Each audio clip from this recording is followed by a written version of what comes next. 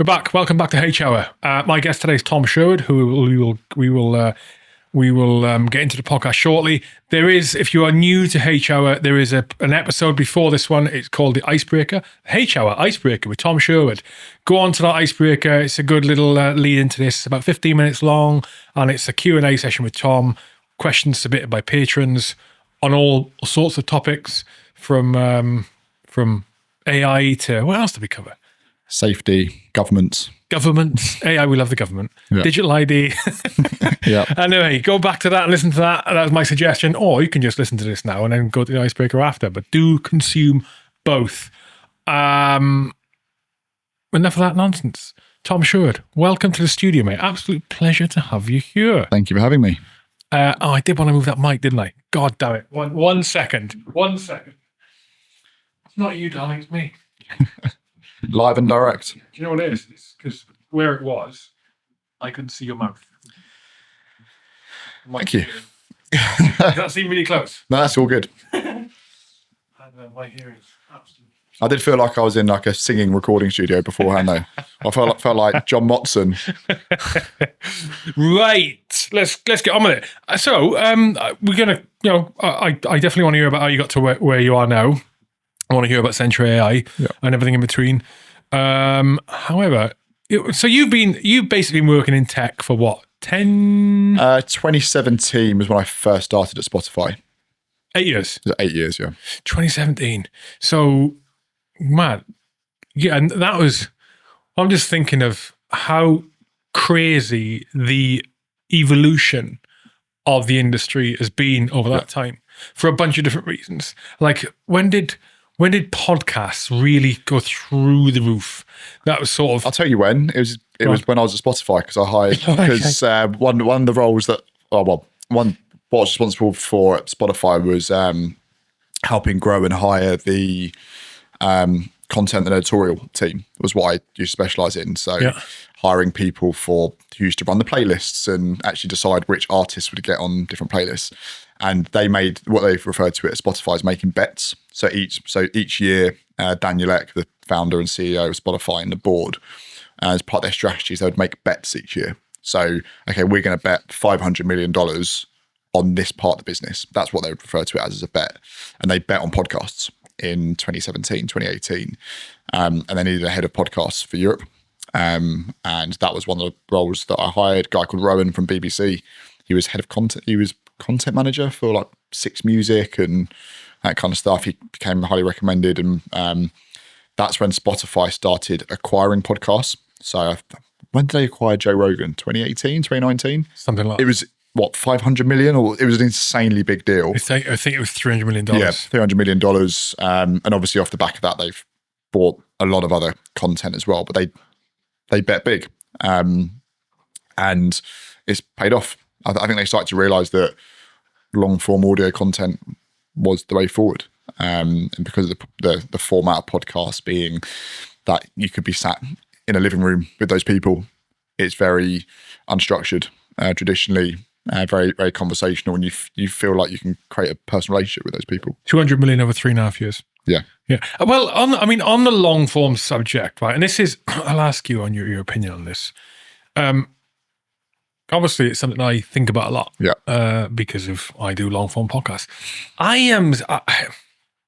am skeptical as to how long. I think maybe the bubble's not bursting. The trend is falling off now, I think, for long-form. I don't know. That's not based on anything, actually, apart from my own opinion that people's attention spans are getting shorter unless people are having to commute because more people work from home.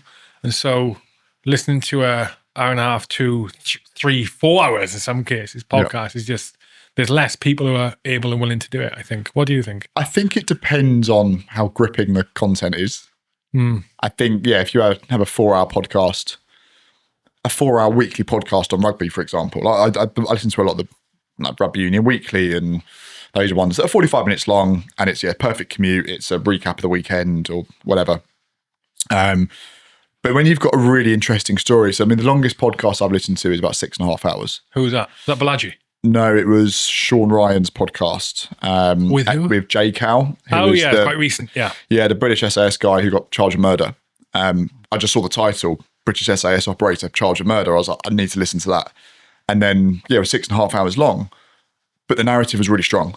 So you actually, for lack of a better word, you couldn't put it down if it were a book. Like you wanted to hear what was happening. And it was really, really well structured podcast. And I ended up quite enjoying it. Listened to it over about 3 days. And it was kind of like a good book. That's good. I couldn't wait to put my headphones back in and listen to the next bit of the story. Well, that is short audiobook length, actually. 6.5 hours. Exactly. But also, I think that, I certainly do. I listen to podcasts when I go to sleep. So. I could not do that. Yeah, but I'll listen to some obscure stuff. How obscure are we talking, Tom? Quantum physics, space, black holes, stuff that you really have to listen to, but is a subject that's interesting, but also could be on the cusp of boring. Yeah. Does that make sense? Yeah. So I space is fascinating. I mean, they say that a lot of people, when they get to their mid to late 30s, they put fiction down and start listening to nonfiction or reading nonfiction. I'm kind of the same. So I listen to Brian Cox, his books. I've listened to who's Stephen Hawking's book. I listened to as a audiobook just to go to bed. Which one? He's done fucking loads. He did loads. Well, it doesn't matter which one, but anyway. A Brief History of Time. Oh, the first one. Yeah, Brief History of Time. Listen to because you find yourself. I've got an incredibly active brain, and if I just lie there in bed in silence, I actually end up thinking about loads of random stuff. So I'm like, okay, how can I distract my brain into something that's also quite educational and that I have to focus on? So when someone's talking about the formula of a subatomic particle, your brain starts to really get into it. Or it could be sport and anything that's just kind of easy listening that I have to focus on. On the subject, on the subject of fiction, non-fiction, I did that. I went years doing non-fiction. But every so often I'll step back into fiction and realize, there's a place for it. Yeah, I actually get something from this. And I've recently finished reading Project Hail Mary. Have you heard of this? No. It's by the same writer who did The Martian. Okay. The Martian obviously got made into the film, and Project Hail Mary's getting made into the film. It's getting released March next year. Okay. Got Ryan Gosling in it, so I'm going to watch that. Yeah. Got a man crush on him. I think my wife would like that film. She has no interest in space. But brilliant. But space. It's about a cosmic event which causes a crisis on Earth. Yeah. And this non-astronaut, but science dude, has to go into space on a suicide mission. It's fucking good book. Who's directing it? Because Interstellar is one of my favourite films of all time. Do you know, I used to think it was niche to say that, and apparently it's not. Everyone says the same thing. It is my all-time favourite film. It is an absolute one masterpiece. One of my all-time favourite films. Project Hail Mary director. There's only one problem with Interstellar. And that is where he says that love is the answer. He says it's love. Love is the connecting thing across space time. But I'm like, oh no, didn't have to say that. But we did not need that. What he's very good at, Christopher Nolan, with the films that he makes, is the ability to create that human emotion to it. If you think about Oppenheimer, he already had that. That's at the end of the film. He says the love bit. No, I mean, not everyone's crazy bastards like us who just want to see science and violence. There is an element of emotion. I blunked several times in that film. Yeah, exactly. Yeah. And I think it's a fantastic film. And I know that they had a lot of physicists work on it to ensure they could get it as close to most recent theory as possible. So, for example, when they go to the other planet and they think it's a mountain range and it's not, it's actually a wave because of gravity, then they realise that. For example, with the soundtrack, every time you hear the click, the metronome, that's actually a year going past on the spaceship, and the actual links. Oh, I didn't know that. Yeah, so when they're on the planet with the water, which is actually filmed in Iceland, I think. Obviously, they didn't go to space to film it. That'd have been quite impressive. There's a metronome in the background, just clicking, and that's every year that's going past. Wow, I didn't know that. So yes, it's cool. It's a very, very clever film, and it's a kind of film where you can watch it 4 or 5 times. And just still think it's amazing. And the rest. Every time you watch it, you go, it's really good. Yeah. Same as most of his films are simply amazing. I watched Tenet again at the weekend. Do you know what? I was just going to mention that. I'm still struggling to get my head around it. Well, I understand. The first time I watched that film, the first 2 times I watched the film, I was drunk. Right, probably made more sense then. It did not. The first time I was like, "What on earth?" The second time I watched it, and I was less drunk. The third time I watched it, I was sober. I still didn't get my head around it, and I think the problem is because I'm trying to understand how this is happening. Like literally the space time thing. Going right. I need to understand how this happens. So I'm trying to use logic to understand it. But logic has nothing to do with it, mate. And like that's why, because I can't work it out. I think I just have to accept I'm not going to work this thing out. Yeah. One, because it's a film, it could just a toss bullshit, like not possible in space time possibilities. Technically, but you never know. Or it could just be a case more likely that I'm just never going to be able to understand it. You know? Maybe it's just well above our pay grade.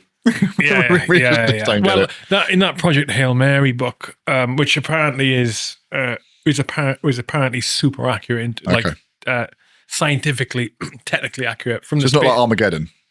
Oh no, they're not going to set Bruce Willis up to. Not like Armageddon, but there's references in there to the passage of time of someone who's traveling near the speed of light compared to someone who's back on the planet, and the angles they're moving away from each other, and how time will move faster or slower depending on the angles, the angles, and that how close you are to the speed. Like, and I'm reading the book, trying to work that out. You don't need to work it out for the book, but I want to understand this stuff. I'm like, oh my God, this is mental. This is fucking crazy. The universe. Universe is crazy. It's just a fascinating subject. One of a good friend of mine is actually involved in Sentra and was one of our advisors in our previous company. His son is kind of a jack of all trades, but he's just about to do his A-levels, and he's due to get 4 A's at A-level, and he's applied to go to Cambridge to study quantum physics. Nice. And I'm just like, it's just absolutely fascinating. The whole leap to quantum. And I was just watching something this morning around the Chinese have claimed that they have a radar that has quantum radar. So quantum entanglement is done that way. I've read this last week. I think I read so all of the stealth technology that the West have will become redundant if quantum radar or quantum entanglement works.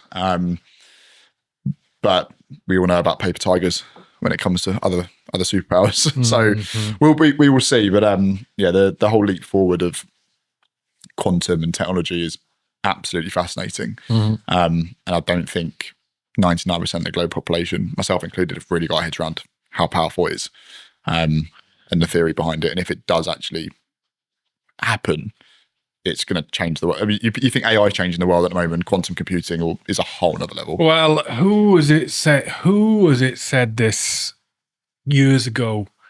Maybe 4 or 5 years ago. I think about who Balaji, Balaji. What's his surname? Well, these in inverted commas, the crypto guy, but he's not crypto. Right. Balaji. Early one, Balaji. Oh, the heck is it? Balaji Srinivasan, co-founder of Council. Anyway, so he was saying a few years back, or said, he's the author of The Network State. Have you heard of that book? No. Okay. I should probably read it. Anyway, so he was saying a few years back, there's a convergence of, there's like 4 major technologies which are all maturing around about the same time, as in within the kind of the same decade. Yep. And he said the convergence, the maturing of any one of these would fundamentally change things for people. Just AI, for example. Yeah. We're at the early stages of that maturing now, right? But there's 4 converging at the same time. The convergence of 4 at the same time. One was quantum. One is quantum physics, like quantum computing. The other one is AI. The other is robotics. Yeah. And the 4th, I think, was space travel, or may have been something else. Could it be fusion? Because I know the French last week achieved a massive leap forward with nuclear fusion. It wasn't fusion. Because that will be makes sense. But essentially infinite energy. The amount of change we're undergoing in such a short space of time is fucking crazy. And I think we haven't handled, as in the human race, I don't think we handled the age of information very well.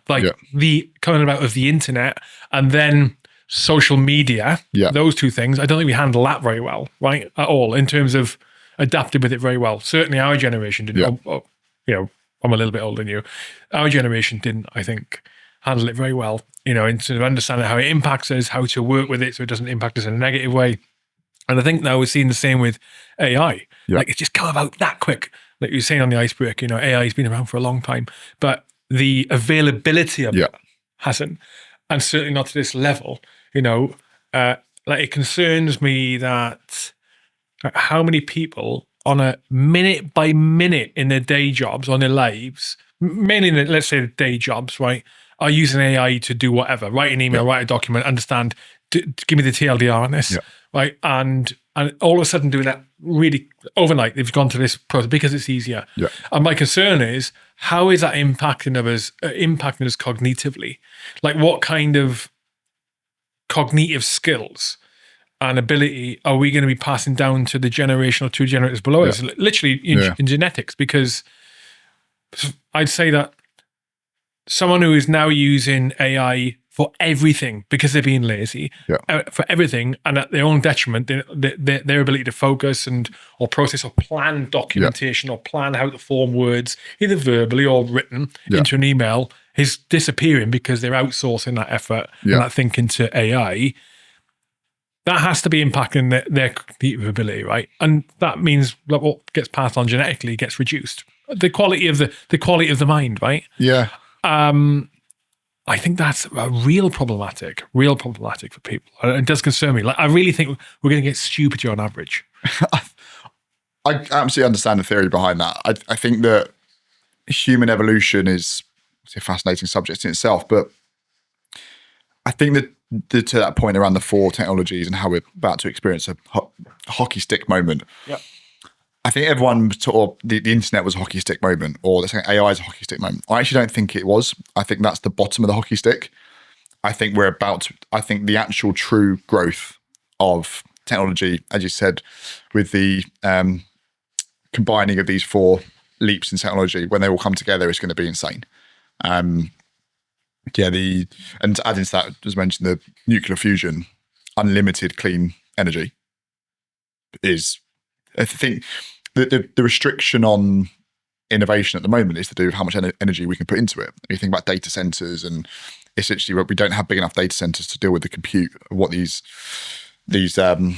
quantum or AI is doing. But then if you had nuclear fusion, where it had completely unlimited, infinite energy, and you could power all of these data centers. I mean, one of the things that I know Elon Musk is a interesting character, but one of the tweets I saw, or X posts, or whatever you want to call it, the other day, was obviously data centers are limited on Earth. The big next step is to have data centers on the dark side of the moon, because it's cool. It's cool. It's a very stable environment. There's no chance of humans getting kind of blown up, et cetera, et cetera. You can literally have mass data centers the size of the Sahara Desert on the dark side of the moon, and it's just in a consistent state. And then you can then obviously power the information back using various different technologies to do that. I think that it sounds sci-fi-ish. And if you would have said 15 years ago, there's going to be a data center on the moon, people would have said, "Oh, it's Star Wars chat." But I think within the next 10 years, it's quite a possibility, especially now that the race to the moon is back on. Within the next 10 years, you think? I think, but why not? We'll be on Mars in the next 5 to 10 years. If you think, I don't know about that. No, I think we will. I don't know about that. And the reason I say is, people in the industry that are sort of knowledgeable on this, think that what Elon is saying in terms of Elon's time is wrong. It's possible, but it's going to take much longer. Just because people liken it to, we did the moon, so Mars is easy. Whereas Mars, because of the distance, the logistical requirements are fucking crazy. But the moon, is there a race to the moon back on? Is it? 100%. Yeah, because obviously we did it in 1969 was the original moon landing. Did that happen? Apparently. Did it happen? I'm convinced it did. I know there's just obviously various theories around. There's obviously more compute in your iPhone than there was in the whole of Apollo 11, etc. But I mean, but So that, to me, isn't an argument against. Yeah. You know, I think I went to the moon. I mean, why? I mean, there is a really good TV series called For All Mankind on Apple TV, where it's the alternative history, where the Russians actually get there first. Okay. That's worth a watch if you're into kind of that kind of stuff. But I think we did go to the moon. What's it called? Fool Mankind? For All Mankind. Oh, For All Mankind. On Apple TV Plus, where it's an alternative history, where the Russians actually get there first. I mean, I never questioned it. The moon landings, right? And I still now think, yeah, of course we did. But I also, there's like one of the things with the age of information on the internet, as I was just dismissively talking about, is one. Okay, the problem with it is there's so much bullshit out there, so much misinformation, and that was before even AI videos and voice generation came along, right? But also, we also have great access to information we didn't have access to before. And one of the really interesting things about the moon landing stuff to me is that I find hard to understand is that they apparently lost all of the data that they gained from the performance of the vehicles and the space platforms to get there, and also all the plans that they went into making those things. Right. Now, we could quite easily do that stuff. I'd like to think we could quite easily do that stuff again, but apparently it's not that simple.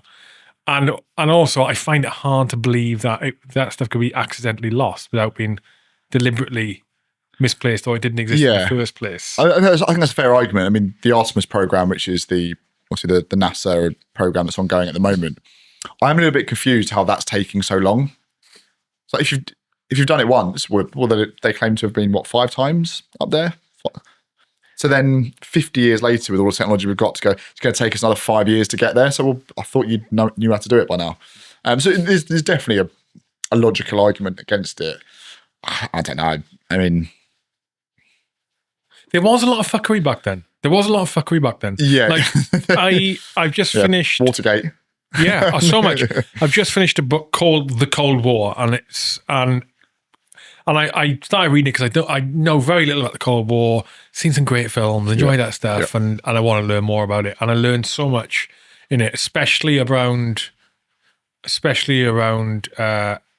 the fuckery all 3 superpowers did at the time, or the 2 major ones, Russia and America at the time.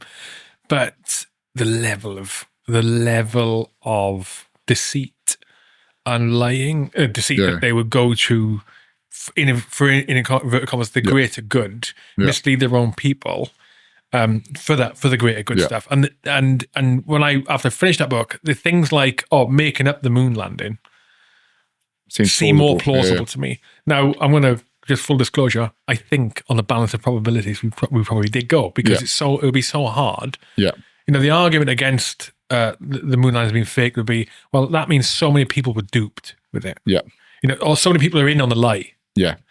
Someone would have cracked. Someone would have cracked. For me, if it was fake, I'd personally feel quite annoyed because I feel like we'd lied to.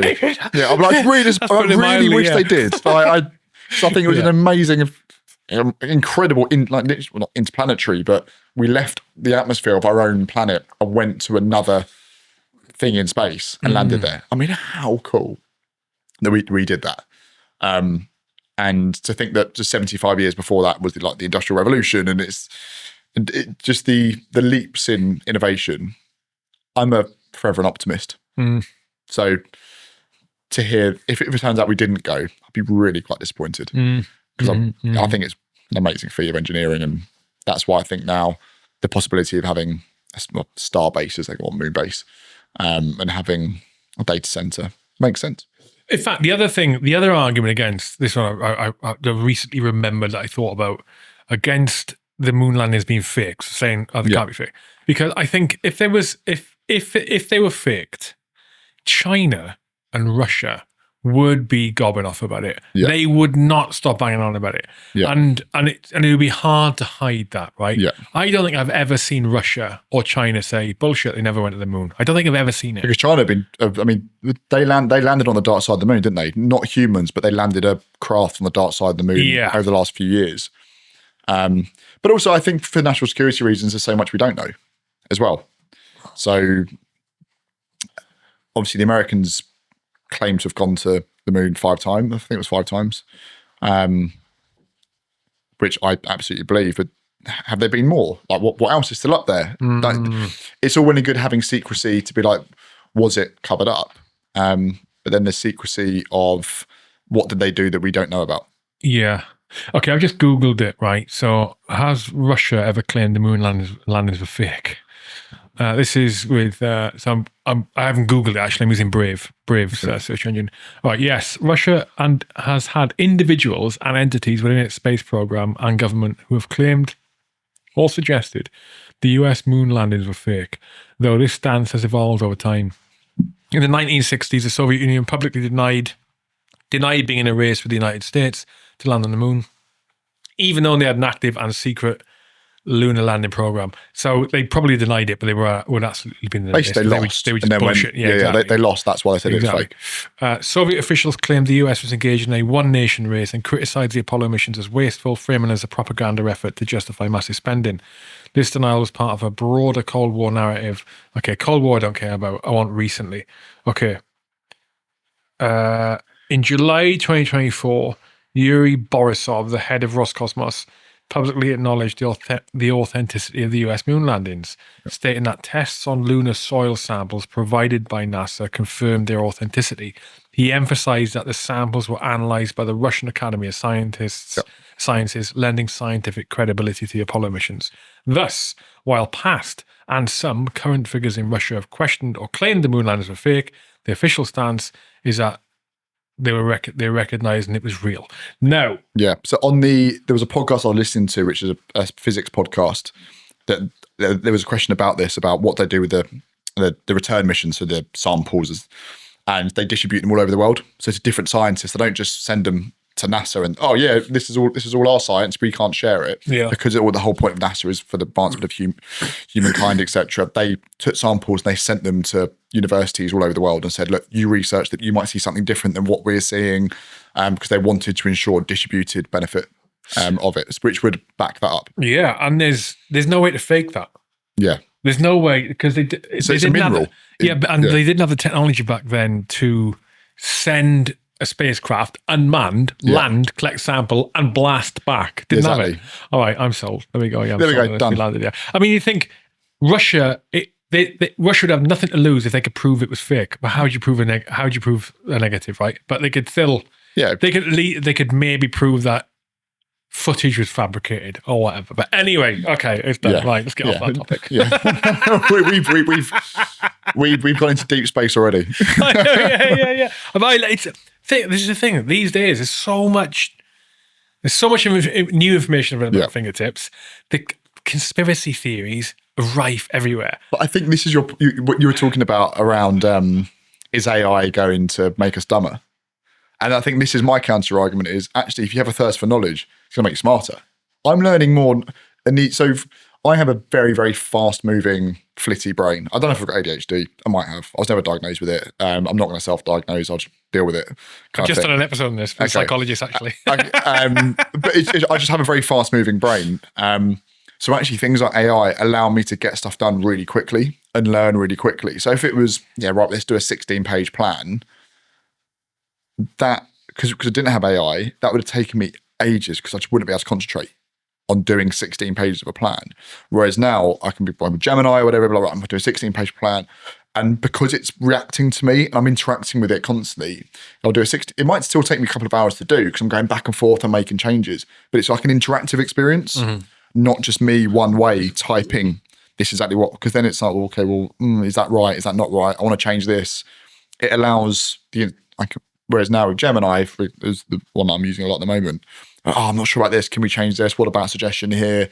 And I've used it as almost like as a teammate, and I bounce off it, and I collaborate a lot with AI. So for me, it's been a massive advancement. I feel like I'm learning so much more, and my ability to digest knowledge. I mean, Notebook LM for me is fantastic. So again, because of the work we're doing, there'll be a new research paper that will come out. The chances of me sitting down reading a 25-page scientific journal and actually being able to digest it is quite slim. the ability for me to drop it into Notebook LM, and then it produces a 10-minute podcast, AI podcast summarizing that paper. It's just the ability for me to learn that information in 10 minutes rather than spending 2 hours. Oh, it's putting an audio file together for Are you. you not aware of this? So what's doing that? So Notebook LM is part of the Google Suite. Okay. Notebook LM. If you were to do deep research or anything, you could give it any kind of information. It will then turn it into a podcast of 2 hosts talking about the subject. No. Yeah. Holy shit. That's how I digest a lot of very technical. So but within Sentra, we've got Ollie, who's our clinical lead, ex-Royal Marine, but now he's a medical doctor. What's his name? Ollie Blackford. So yeah, he was a captain of the Royal Marines, 40 Commando, then left and put himself through med school. The Marines refused to put him through med school. That's a whole nother conversation. And then Martin, our co-founder, PhD in computational social science, absolute genius. So they're both very scientific, very good at academic papers. I'm not. They will find a paper, I'll put it through Notebook LM, and then literally within a couple of minutes, it will create a... Is it free? If you've got the Google Suite, yeah. I mean, if you've got like Google Business Suite, which is what, £8 a user per month, which is pennies on the dollar. It will produce a podcast of 2 people talking about the subject, and so that's how about podcasting. That's how I learn. That is amazing. But what's it like? What's the quality? Does it sound like an authentic conversation? I genuinely think it's 2 humans. Have you got any on your phone now? Yeah. Can you play a sample? Okay, right. I need this. I need this in my life. Cool. Yeah. So. Okay. Notebook LM for the camera is the app. So, but there's one here on veteran suicide. Okay, you can just hold that next to the mic. Then we just bring it up. So,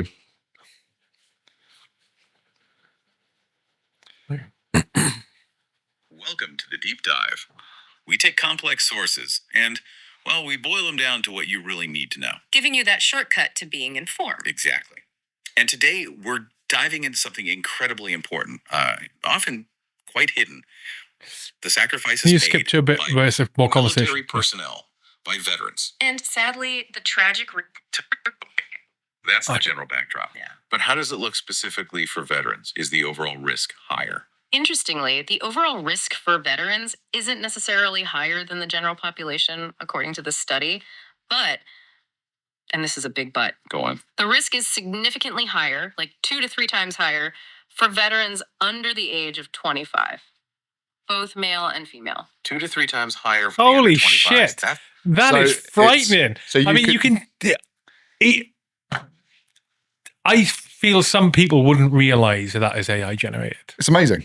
That is amazing. And the fact it's conversational, it's like listening to it generates a podcast for you. That is amazing. And so using obviously the technology now, like things like agent space on Google, where us non-technical people can use prompt engineering to create an agent flow. You can literally create it. So each morning, so I was at the Google Cloud event earlier on this year, where you can create a flow where every morning it will do the research on the day before, all the data. So if you're, say, a CFO and you want to know all the information the day before, the reporting, each morning at 6 a.m., the agent will run all of your company documents, all of the data, produce that into deep research, turn it into a Notebook LM podcast, and then email it to you for 6 a.m. So when you go out for your morning walk or morning run, you can listen to the previous day's reports of your company. So, and you can automate all that. So every morning you literally get your kind of deep dive each morning as a review. Rather than having to sit there on the train with papers and emails, you can just summarize it into a conversational podcast. My God. So for people like me, it's an amazing way to learn. That is brilliant. Yeah, it's good. Anything that can convert one medium of information into another and make it more accessible or palatable, or just, just fucking, that was good. And to be really clear, I don't work for Google. I just think they're quietly going about their business producing. They're not sitting there screaming from the rooftops like Sam Altman is. They're quietly going about their business and just doing some really, really good work. But that in itself has some issues, right? Go on. So I always dislike using Google for anything because they're always listening. I don't know how they're using my data. I just know that they are an absolute powerhouse. They have access to my information. They are a profitable organization. Yeah. They have definitely been clearly ideologically influenced in the past. Yeah. And still are somewhat. Well, the original Gemini launch was an absolute car crash for them. Oh, I remember that. Yeah, that was the images. And when it was like an image of, can you create an image of an English middle-aged king?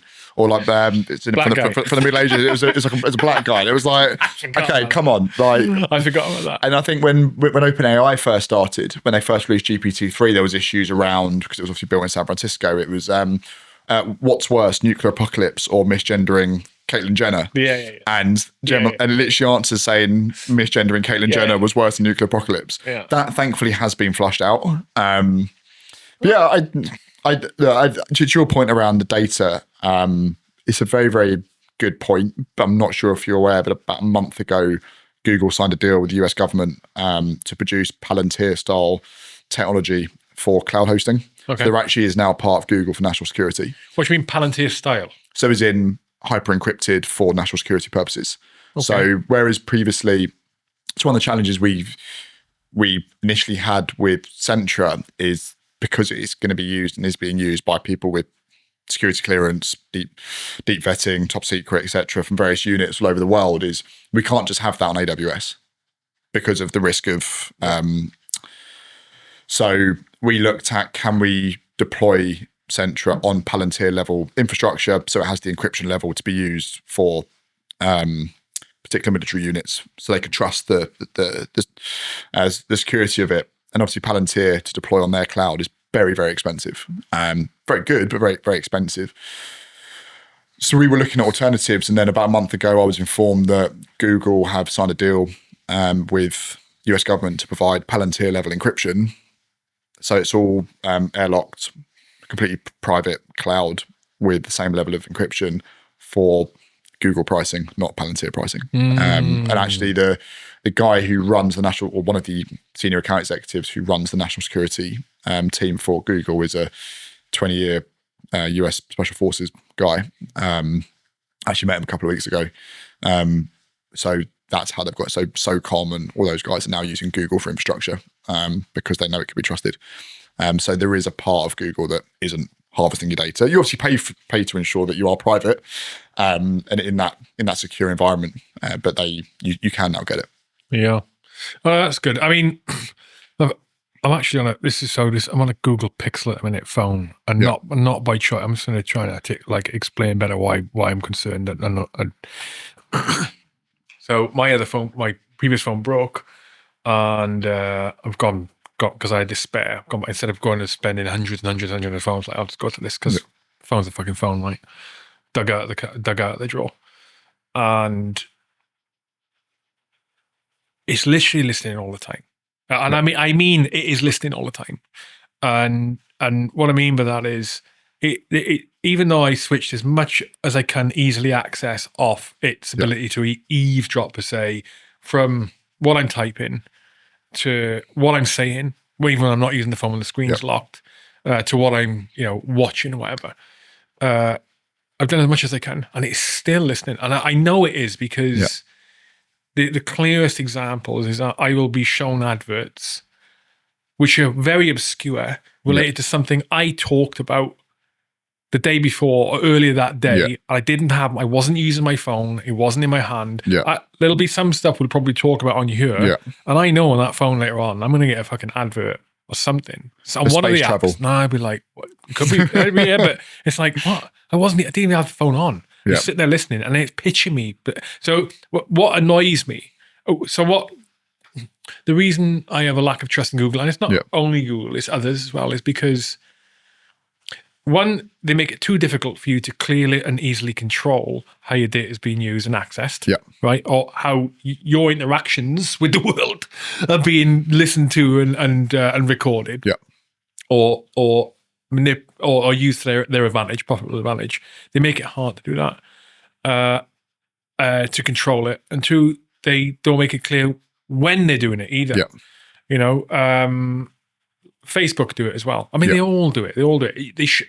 And if they're not making it clear and easy for you to understand how it's being used, when it's accessing what you're doing, and how to change it, then it says to me they don't really give a fuck. Yeah, they're making it hard. It means they don't want. There's a lack of moral principle there. Do you know what I mean? Yeah, but data is the new oil. It's the new gold. It's the most valuable commodity on earth. So, and then you have to pay. It's ironic, isn't it, that they get to use your data for free and make money off it. But if you don't want them, you have to pay them not to use it, even though it's yours. Yeah. So if you think about a lot of the time now, if you go on any website, if you want to use our website, it's free with adverts.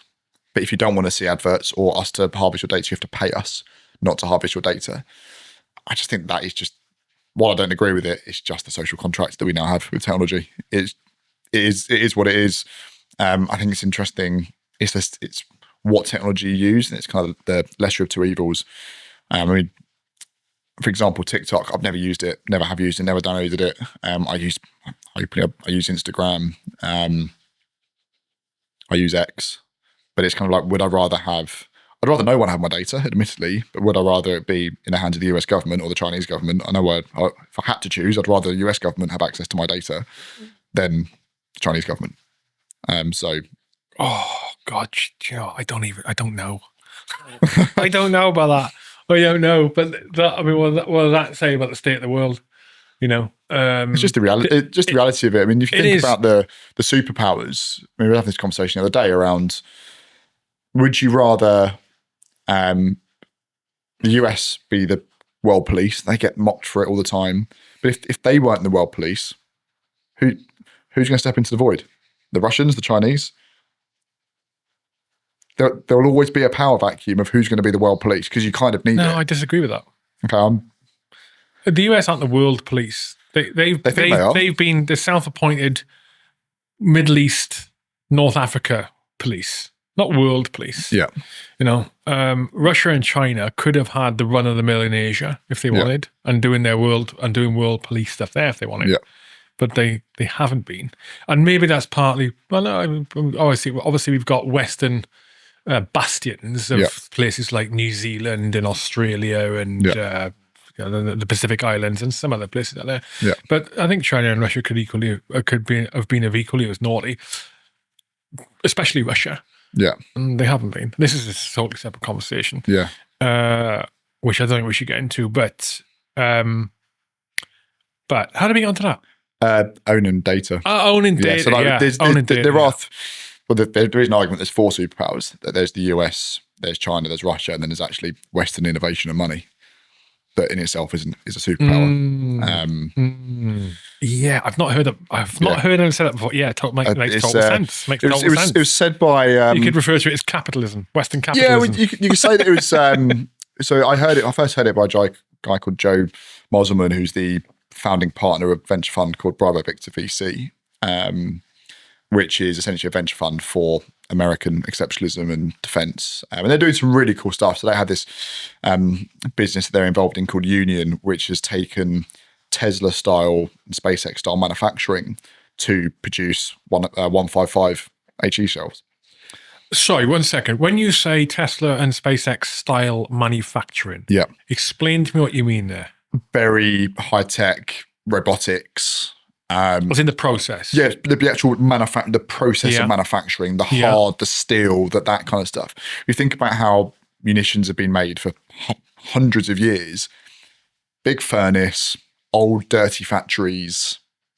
Nothing's really changed in all those times. And also, a 155 shell today is the same it was 100 years ago. And it is a piece of steel with explosives in the middle, and it's got some rifling on the bottom. But one of the big issues, Ukraine's really highlighted this, as much as there is technology and you've got drone warfare, old school artillery warfare is still happening. The millions of rounds being fired. And it's actually, if you think about the Second World War, the reason why the Allies won was because of manufacturing. I mean, America was the manufacturing superpower. They were producing, I don't know the exact data, but literally tanks every hour. There was more of them running off the production lines. So what they've done is, this company Union, which is backed by Bravo Victor, and they've brought in some really cool people. I think the head of engineering is ex-Tesla, is use modern style technology to manufacture 155 shells. and they're just ramping up production now in a 235,000 square foot factory in Texas. So I don't know how we got into this subject, but it does just show American innovation and American can-do attitude, and the capitalism they have in itself is a superpower. Because in China, every VC fund, there's 2,200 VC funds in China to drive Chinese innovation. Every single fund has state money in it. So the Chinese state own every innovation, whereas the American version is let's let capitalism do its thing and then allow the government to benefit from their the problem innovation. we've got, the problem with it is, so I've heard someone say recently to me, like democracy isn't working, and I've heard someone say capitalism is bad. I've seen that a bunch of times. Capitalism is bad. Were they saying that whilst on an iPhone, by any chance? With a Starbucks in their hand? Well, the capitalism is bad. I actually saw that from someone I know on. I was on Instagram. So I know. And the thing is, democracy is good. I think capitalism is good. These are like, look at what capitalism brought us, and look what democracy's enabled in terms of lives, quality of life, and opportunity and stuff. Right. The problem we've got, when I say I mean the West generally, pretty much all the major countries in the West, is that we've allowed capitalism to start controlling government and politics. The two are they're intertwined, and capitalism is controlling politics on a global level, or heavily influencing politics on a global level, and almost entirely influencing it on an individual state level. So the problem isn't the problem is our version of our capitalist democracies, as opposed to democracy being a problem, capitalism being a problem. We haven't put the guardrails in place to stop money influencing politicians. Could I flip that on its head entirely? Go for it. And say that government's actually trying to control capitalism too much. Okay. So if you think about the reason why, again, it's completely my opinion around, the US capitalists, obviously Britain, the West in general, democracy and capitalism led to where we've got to today. But actually you could say that over the last 25, 30 years, it's the size of the governments in these countries have got bigger and bigger and bigger, more regulation, more red tape, more, you can't eat this, you can't drink that, you can't build this, you can't build that. Actually, the reason why capitalist money is now going into governments is because governments have got so big that they now know they need to influence the government to be able to let them carry on to do what they were doing. So if you look at Argentina with what they were doing, literally just cutting up government, like stop this, and it's allowed the free market to do its thing, and now their economy is booming. Is that what's happening? Yeah. So this Milei is the President Milei is the guy's name. Was they had hyperinflation. Argentina's been fucked for decades. I've got Argentine family, so it's a fascinating use case. It's quite close to my heart, sort of. Milei, if that's how you pronounce it, his background, he's not a politician, he's an economist. And he was like, government is too big. If you're price controlling, if you're regulating too much, it means that actual capitalism doesn't work because you're not allowed to create without the government's permission. And essentially that's what happened. So he's taken all the restrictions off. It took a bit of balancing to get used to it now. But the economy now, the midterms, he's just won with an absolute landslide. The polls thought he was going to lose, but actually the reality, that's a whole other question around polls versus reality. I just posted about that on X today, actually. But then you look at the actual reality is the quality of life's improving, inflation's down, the GDP per capita is improving. Everyone's getting richer. Everyone's getting happier. And I think that one of the issues of what's happened in the UK, the US, I use those two main examples, and Europe as well, is that it's that classic when things are good, you produce soft people produce bad times produce, et cetera, et cetera. I think the West have had it so good for the last 80 years, since obviously 1945, the end of the Second World War. The West have had it so good that it's kind of like, well, we could do a bit more socialist policies. And so government's got bigger and bigger and bigger. I mean, the size of the government in the UK, I think over half of GDP is government spending. That's completely out of control. Yeah, it's completely out of control. Our government is absolutely massive. Didn't realise it was that big. Yeah, the size of the civil service is absolutely enormous. And it's like, well, actually, I don't know the full intricacies of it, but if you think about everything you do nowadays has some kind of government responsibility linked to it.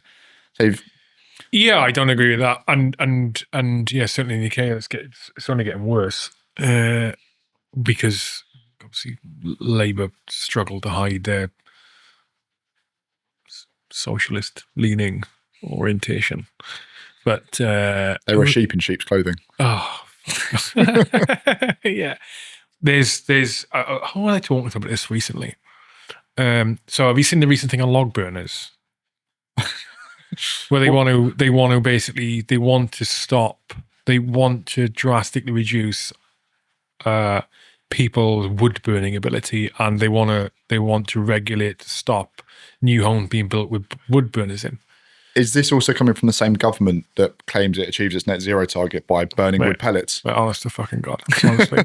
You got that one, and you've got the what was the other one? There was another one recently where, but on your point, it's like it's just over-regulation, regulation on individuals. Yeah, and then 15-minute cities. Look at Oxford. Yeah. Another example. People want to be left alone. Right. And then you got the over-regulation on businesses. Yeah. But yeah, the polling. What did I put on X this morning? Oh, it was the polls about Labour have slipped to like 14%, and Reform are leading, and everyone else is doing well, and you'll know this. I assume from if you're involved in anything with it AI related, you need to understand data, right? Yeah. And this is just basic statistics, though. Like that poll, the first person I heard say don't pay attention to polls, they're bullshit. Generally, it was Dom Cummins, actually, who does some fucking brilliant articles on Substack. Highly recommend, whether you like him or not. Anyway, this poll, they said, the ratings have slipped for Labour down to 14%, blah, blah, blah. And the first thing I do is go and look at the data of who was surveyed here, how many were there. And it was like 2,600 odd people.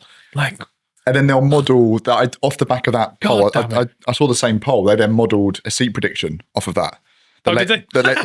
That because of the way it would, even though it's only 2,000 people, they've somehow managed to look at a population of 70 million and all 650 seats and established that Labour would have 3 seats.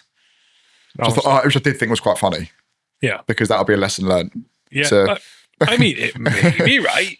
Maybe if you want to win an election, actually do what you said you're going to do, and not do the complete opposite. Yeah. But we can go into that another time. Do you think AI should be? Do you think AI should be regulated as heavily as they're planning on it, or should it be let everyone do a free for all? No, there's a very, very fine balance, as I kind of said in the pre-questions to this, that I use a similar thing as a knife, right? A knife is very, very dangerous in a criminal's hands. It's also a phenomenal piece of equipment in a chef's hands. And I think that we need to stop regulating the product and start regulating those who misuse it. So what I mean by that is allow people to innovate with AI. But if they then break the laws and like they then commit fraud with it, then that's a law that needs to be enforced. Yeah. Don't say, oh, you can't build this in case you do something bad with it. Because if you're regulating something that could potentially cure cancer, but also on the flip side could crack the UK banking system for fraud, what are you regulating here? Are you regulating the chance that someone could commit mass fraud, or are you regulating the chance that you might cure cancer? So why do you think the regulation's happening then? It's populist. It's popular for governments because they don't understand it. Yeah. See, the skeptic in me thinks that it's in order to reduce the competition and put a boundary in place, like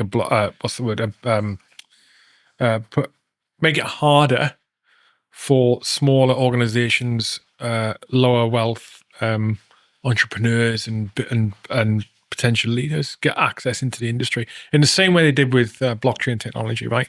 So they basically made it so hard to get regulated by the financial authorities to get into to even just get in to start a blockchain company for whatever reason. I'm not talking about fucking NFTs and shit. I'm talking about blockchain technology. A picture of a monkey. Not crypto.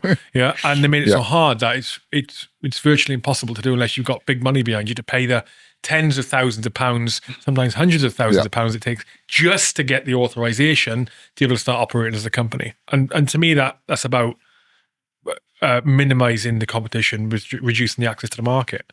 I think it's the same with AI. I think my counter argument to that is, if you've seen some of our politicians, do you think they're smart enough to actually be able to execute this? No, but the civil service are. I don't think the civil service politicians are influenced by money. So they're not making any decisions. We had the conversation earlier around in the warm up around the icebreaker, to do with AI and digital ID. The government cannot organise a piss up in a brewery. No. The civil service is completely bloated. Yeah. Who's going to be more capable? A private company with the most driven, well remunerated people in the world, or the civil service? I actually think in general we give government and civil service far too much credit. I think they're absolutely useless. But they outsource the work to private companies, though. Capita and Serco. Yeah. I just think that a lot of when it comes to regulation, they do it. I don't think they're smart enough to do it for manipulating market control and to leverage bigger companies. I think they do it because if I turn around to my parents who are in their late 60s, early 70s and say, AI is going to hack your bank and it's going to ruin your life, they'll go, regulate it, because they don't understand it. People regulate things they don't understand. Whereas if you actually sit down and explain to them, this is what it is, it's essentially a maths equation, etc. If you've been using it for years and without actually realizing it, and actually it can cure cancer, they'll be like, okay, maybe we shouldn't regulate it. It's just education. And I think it's just, look what happened when OpenAI first came out in 2022 and GPT-3 was released. Within a couple of months, it was banned in Italy. Italy just banned it outright. I mean, you can't use it. And then because it was fear, they didn't know anything about it. They banned it. That wasn't doing market manipulation. That wasn't trying to protect the big boys. It was just because they were scared, and the population went, oh, we don't like it. So the government went, we're the big brother. We'll look after you. We'll ban it. When now it's completely free again. You can use it because they understood it. Mm-hmm. So I think a lot of the time it's the fear of unknown. That's why AI is such a big political football at the moment. And I also find it quite ironic that we talk about regulating it so much as a Western society, yet we're also investing trillions into it at the same time. Yeah, I think that. I mean, it's going to provide. It is already shaping who is going to be who is going to be the main superpower in the next 5 to 10 years. And AI is shaping that mainly. And I think we're in that race, right? And I think anything like that, the last thing you want to do is regulate it. You want to deregulate it as far as you can. Yeah. So you give as many people as possible, get as many brains on it as possible, just taking it forward, taking the technology forward, and see what amazing ideas and uses and developments crop up, and then go, fucking, that works. Yeah. You know, that's my point. Is if you regulate it, you restrict innovation.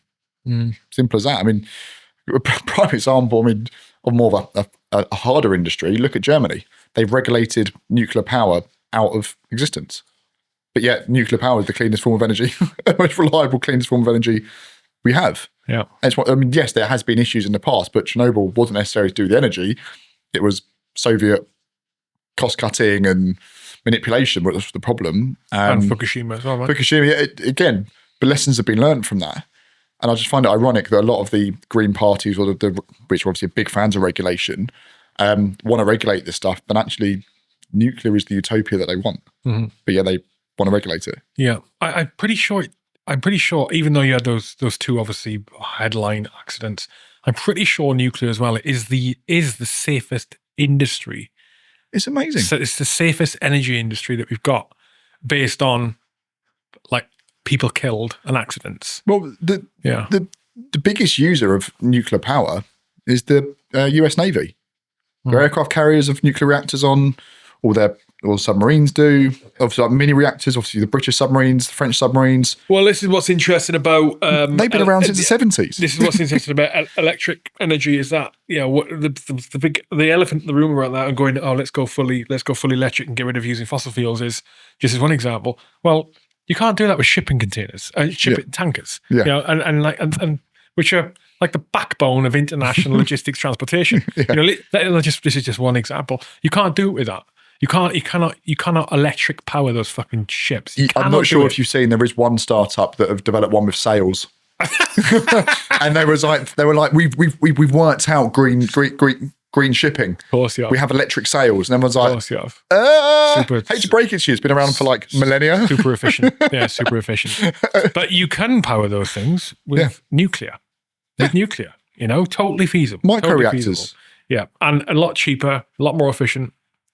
Anyway, let's get off this. Yes. How did you end up where you are now? What happened when you left the military that you ended up doing this?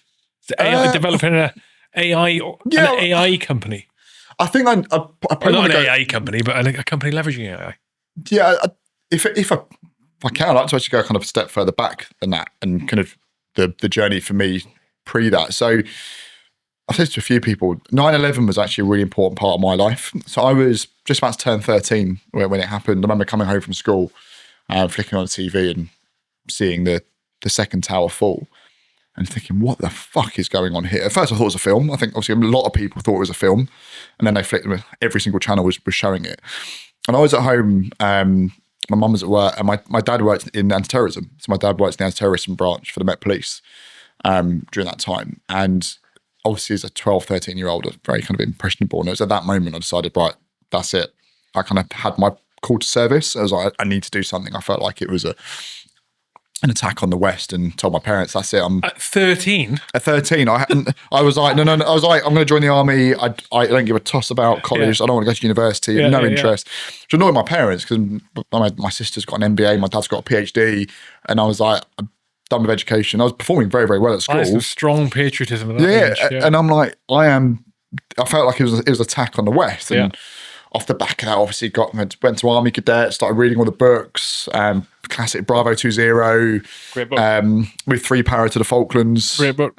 Really, really good books. So I joined the army, and cause that's all I literally had that singular focus. It's all I wanted to do.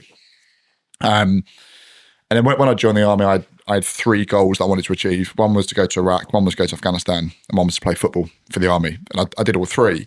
And when I came back from Afghanistan, I was kind of on that crossroads of 21, just come back from Afghan. What do I do? Do I go and do something more specialist within the military? I mean, I worked in FST, so doing joint fires in Kajaki. That was really good fun. To be honest, we kind of had free reign. There was no hearts and minds in Kajaki. It was we coined it precision guided influence. Was what we did. And I was at that point where, okay, do I go and do a particular course? Do I go to Livingston and do commando course? Do I go and do P company or whatever? And I was like, or do I just quit and go and join the real world with all my friends who are leaving uni at exactly the same age? So I did that, and then in 24, so I started working in the city, working in recruitment for a big US company. Got into that job because the manager of the team that I joined, he was ex-2 Light Infantry. So we mutual friends, and he then got into recruitment, done really well, and I got put in contact with him, and that's kind of how my career started.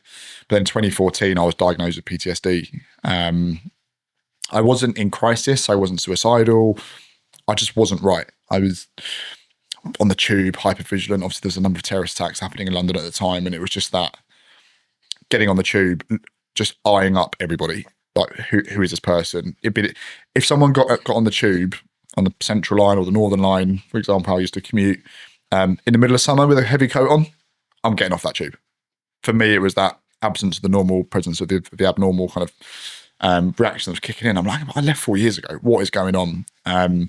So I was able to get 12 sessions of therapy through Help for Heroes to deal with that. Within 2 sessions, I had a pretty good idea of what was going on with my brain, because it was just learning about education of why do I feel this way. And And then started working in talent acquisition within technology. So I joined Spotify in 2017, pre-IPO there, did some amazing work, worked with some brilliant people, and really started to see how technology was fucking awesome, to be honest. And I spent some time at Apple, Snapchat. And then when I was at Snapchat was when the withdrawal from Afghanistan happened in 2021. And I don't know if you're aware of this, but during that 2-week period that was obviously televised 24/7, there was a 400% increase in mental health referrals to veteran charities during that time, because anybody who'd spent time there and gone through hell were literally in front of their eyes being told, it didn't really matter. And something like we friends, family have been killed. You've got best friends who've taken their own lives, post it. All of that brutal, I don't know the exact figures, but the local population, civilians, was 500,000 civilians, I think, in that kind of 20-year period. It's a horrific war for nothing. And I off the back of that, I had a relapse. I was then diagnosed with depression, anxiety, and thankfully, because I was at Snapchat, they offered a very good private medical package, therapy for all of that. But at that point, I started to realise, is there something I can do with what I'm now working in technology to kind of help that? And it was always in the back of my mind, but I didn't really know it at the time. And then I launched my first startup, which was a deep tech business. So myself and Martin and one other, we developed a series of machine learning models to predict and understand emotion, behavior, and personality through speech. So analyzing linguistic and acoustic signals in speech, we could produce a full psychometric report in 90 seconds.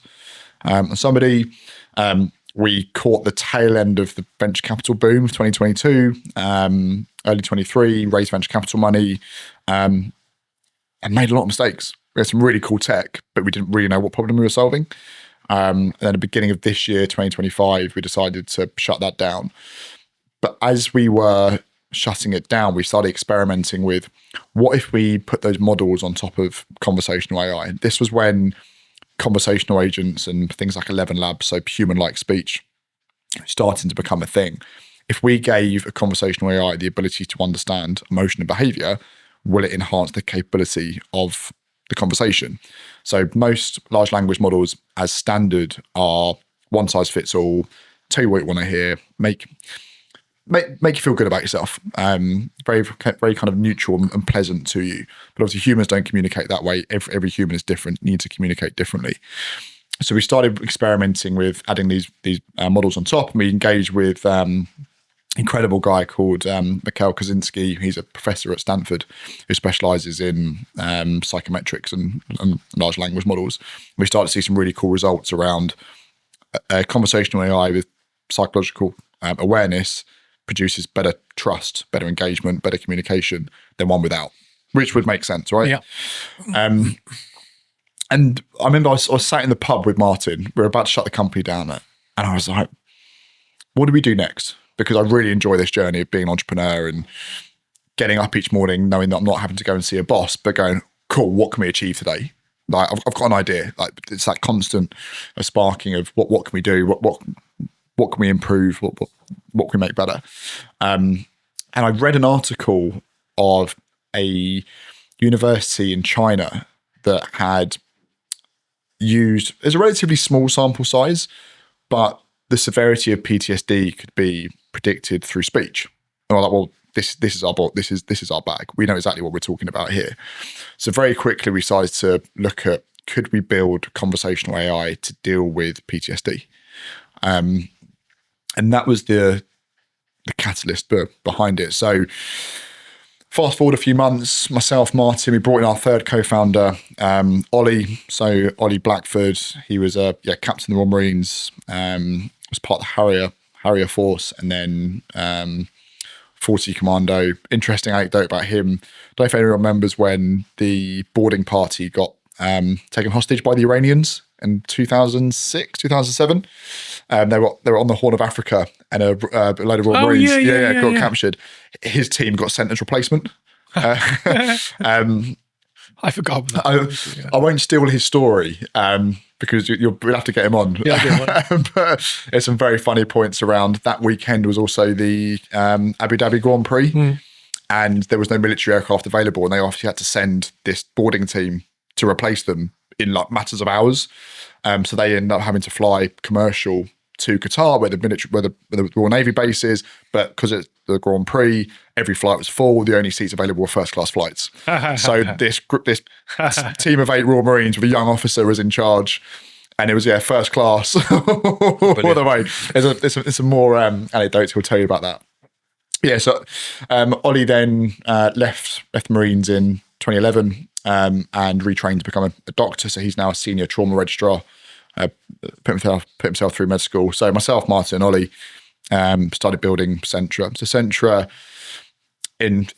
version 1, is a conversational AI with all of the frameworks and infrastructure to deal with trauma. When you say conversational, you mean you interact with it via audio? At the moment, it's text, simply because it's easier to kind of build it and kind of build the architecture behind, but bring it into voice very soon. And it's completely private, encrypted for you and you only. So we were talking about data ownership earlier. And one of the big things about big tech is they have your data, but you don't know what they have. Whereas the way we've designed Sentra is every user has a knowledge dashboard. So everything we have, you have sovereignty over. So within your settings, you have your user dashboard. And obviously, the more information we get, the better the experience is. It creates more personalization, etc. But then within that, if you don't like something, you can delete it. So actually, I don't want that data about me. I don't want that data about me. So you have sovereignty over your data. We don't have it. You have it. You have control over it, which is one of the reasons why people who've been using our platform have found that they can really open up to it. So we ran a pilot earlier on this year. Where we had quite a small group. We wanted to keep it quite focused. 22 users from the US and the UK of both active blue light, military, and also veterans as well. So we had a DEA agent, an active DEA agent from New York. We had special forces guys. We also had veterans. And one of the veterans, I would obviously won't name her for privacy reasons. She was a victim of military sexual trauma and had spent 14 years trying to get help for it and just couldn't get help. Going to see, she'd call up a charity would go, oh yeah, meet our therapist as next sergeant major bloke. She's like, I'm not going to open up to him because it was someone in command who used to abuse me. So she started using Sentra and within 5 minutes started crying. She said it was the first time she was truly be able to get something off her chest. And at that point we went, okay, there's something in this. Because one, we spoke about it, this stigma of one of the massive issues around military mental health and men's mental health is stigma. And technology completely removes that stigma because you're speaking to a machine, you're not speaking to a human. It can act like a human, treat you like a human, engage you like a human, but you know that human's not going to go down the pub and go, oh, you never guess what this person told me. Or you're not looking them in the eyes and saying, yeah, this person touched me, or this is what happened, or I cry every night because I lost my friend. That's removed. And there's literally hundreds of papers out there to do with the impacts of conversational AI on mental health. It categorically can have and does have a positive impact on mental health if used properly. Yeah, it makes total sense. And I like that. So, yeah, I like that there's it provides an option there for people if they don't want to go and speak to a human. Yeah. But they need to speak to someone and they haven't got the courage to go and walk into whatever is their local, place that can provide support. Yeah. Be that a charity or be that a hospital or be that it's the availability as well. I mean, availability 24/7. Yeah. But also just help for heroes or combat stress. You're looking at 6 to 9 month wait list to get a 1 hour therapy session. Yeah. I mean, one of the. I mean, there's a problem with the charity sector in general, right? Yeah, we'll come on to that in a minute. In fact, I'm going to just pop in the toilet. Give me a second. Right, I'm back on. My old man's bladder's back. All right, so keep back off there. One of the important parts is that Sentra is not designed to replace human therapy. It's actually there to enable better quality therapy. And what we mean by that is you definitely need human-to-human interaction, especially when you're in crisis, if you're in a dark place. There is some incredible people out there, and we're really fortunate to have Tim Boughton involved with Sentra, and Tim is one of the leading voices within PTSD. Works with the UK government, US government, UN, ex-commando pilot, but he's one of the experts in this field and is a massive champion in this. And we need to ensure that humans are there, and Sentra is there to fill that void. So it's estimated that globally 350 million people worldwide suffer from PTSD on a societal level. So you would, in theory, to be able to provide true, always available therapy, you need 350 million therapists to do that. It's simply not achievable. So Sentra is there to essentially fill that void. So even if you are in therapy, you might get 1 hour a week or 1 hour a day. What about the other 23 hours in that day? What about when you wake up at 3 a.m. and your therapist's asleep and you're going, fuck, you're hyper aware, your heart rate's going through the roof, you're fast breathing. The ability to turn around to something and be like, I'm panicking, and it will just bring you down. You do a grounding exercise, do some breathing exercises, and you can trust it.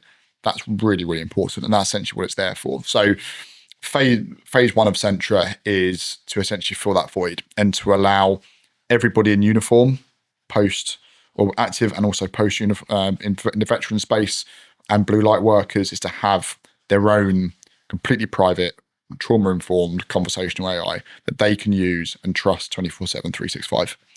That's the first point. The second part of that is we're also, and what's really important about AI is the safety part.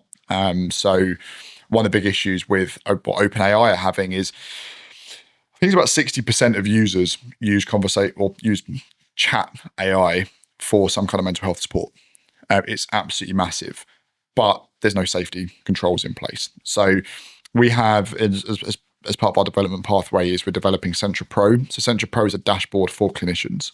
So Sentra itself is not available to the masses. You can't just go on the App Store and download it. Okay. It is acquired and distributed via your NGO, your charity, your unit, military. So for example, we're working with the Wounded Warrior Project, one of our design partners.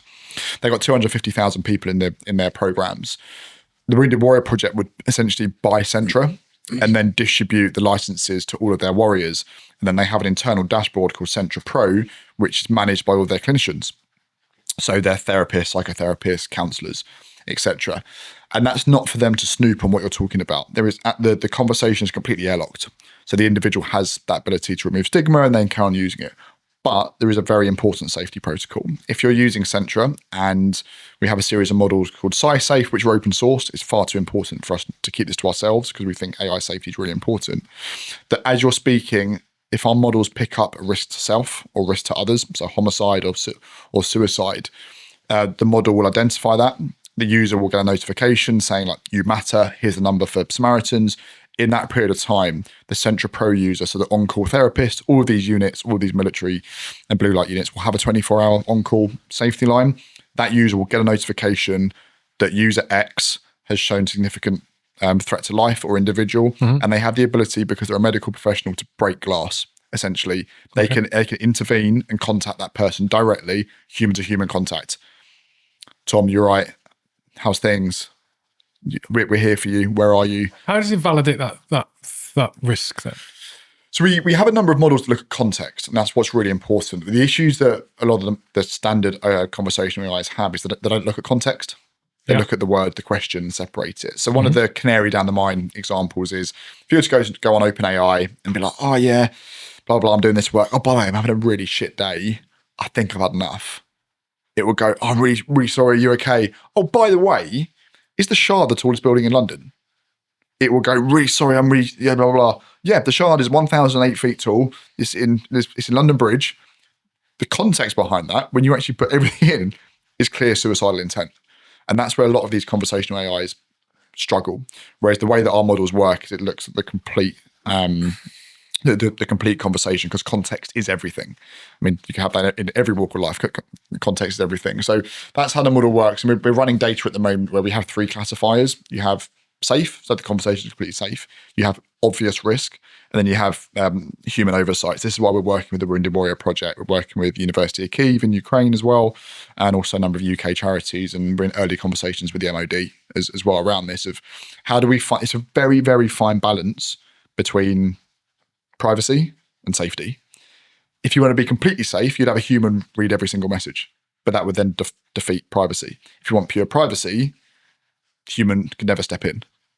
So there's a really fine line to tread here, and that's why we're working with like the best experts in the world to find this line to ensure that yes, there will always be an edge case. I mean, Ollie and I were talking about this the other day so we're also in a unique position where we are actually trying to get medical clinical device approval. So class 2 clinical device.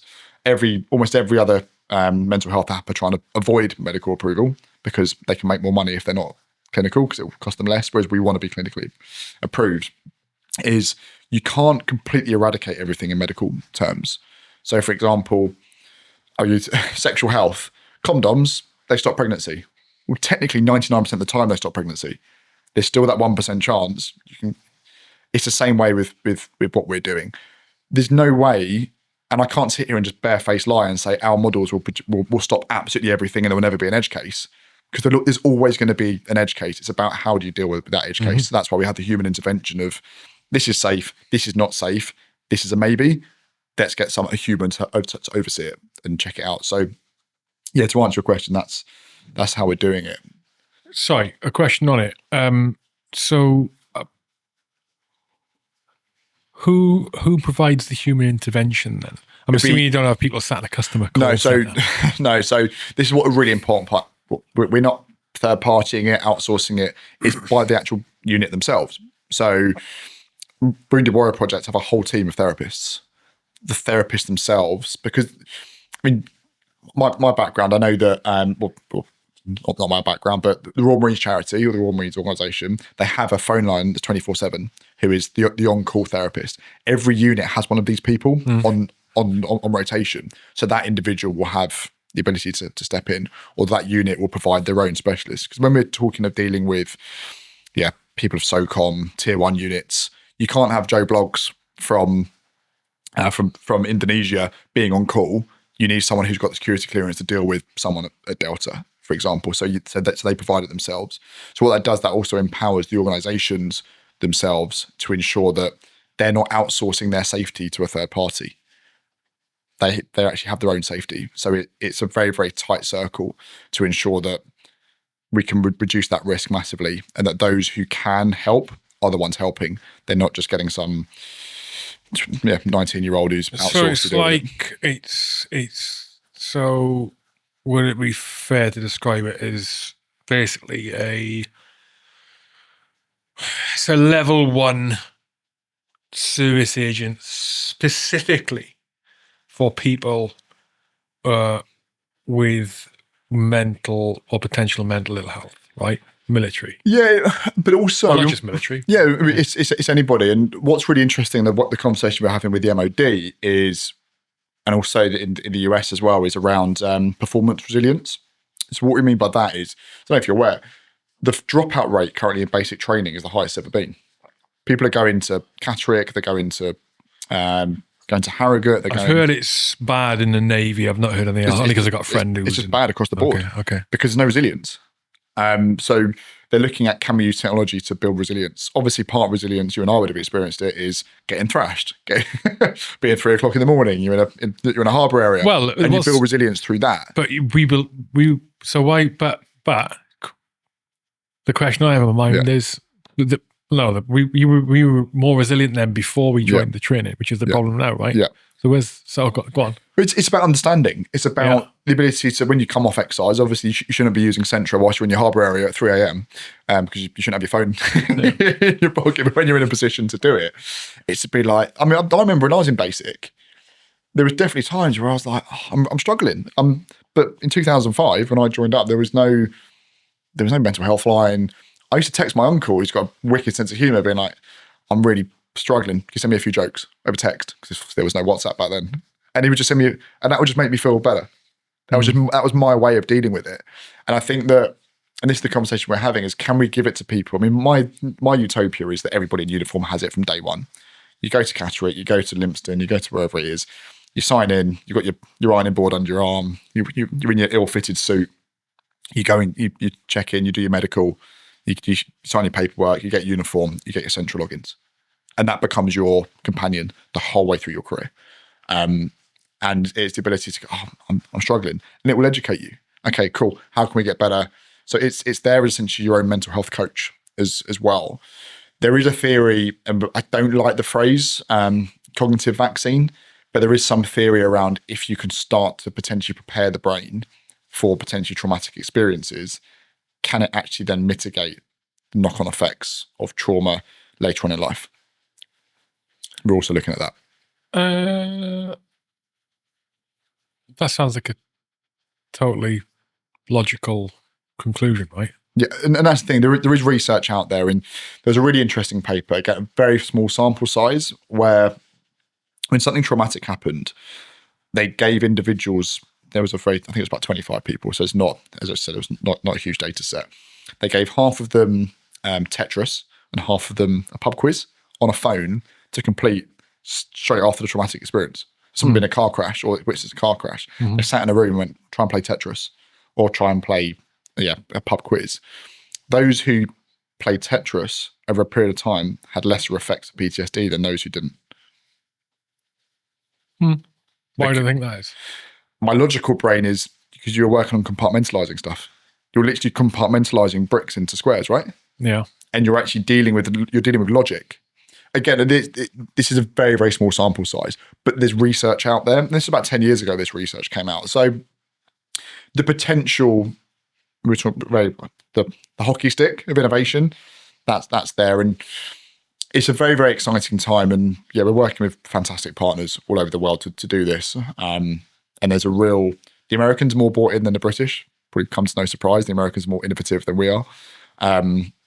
But yeah, there's a huge, huge potential for technology to start to deal with, I say, the mental health crisis. I mean, you could say it is a crisis when you've got, especially in the US, 22 suicides a day of veterans, that we can get better. We can do better with a multi-threaded approach of different programs, resilience programs, physical training, technology. If all of these things combined increases the mental resilience and the trauma resilience and the mental health of individuals, then we've won, or we're winning. Yeah. I mean,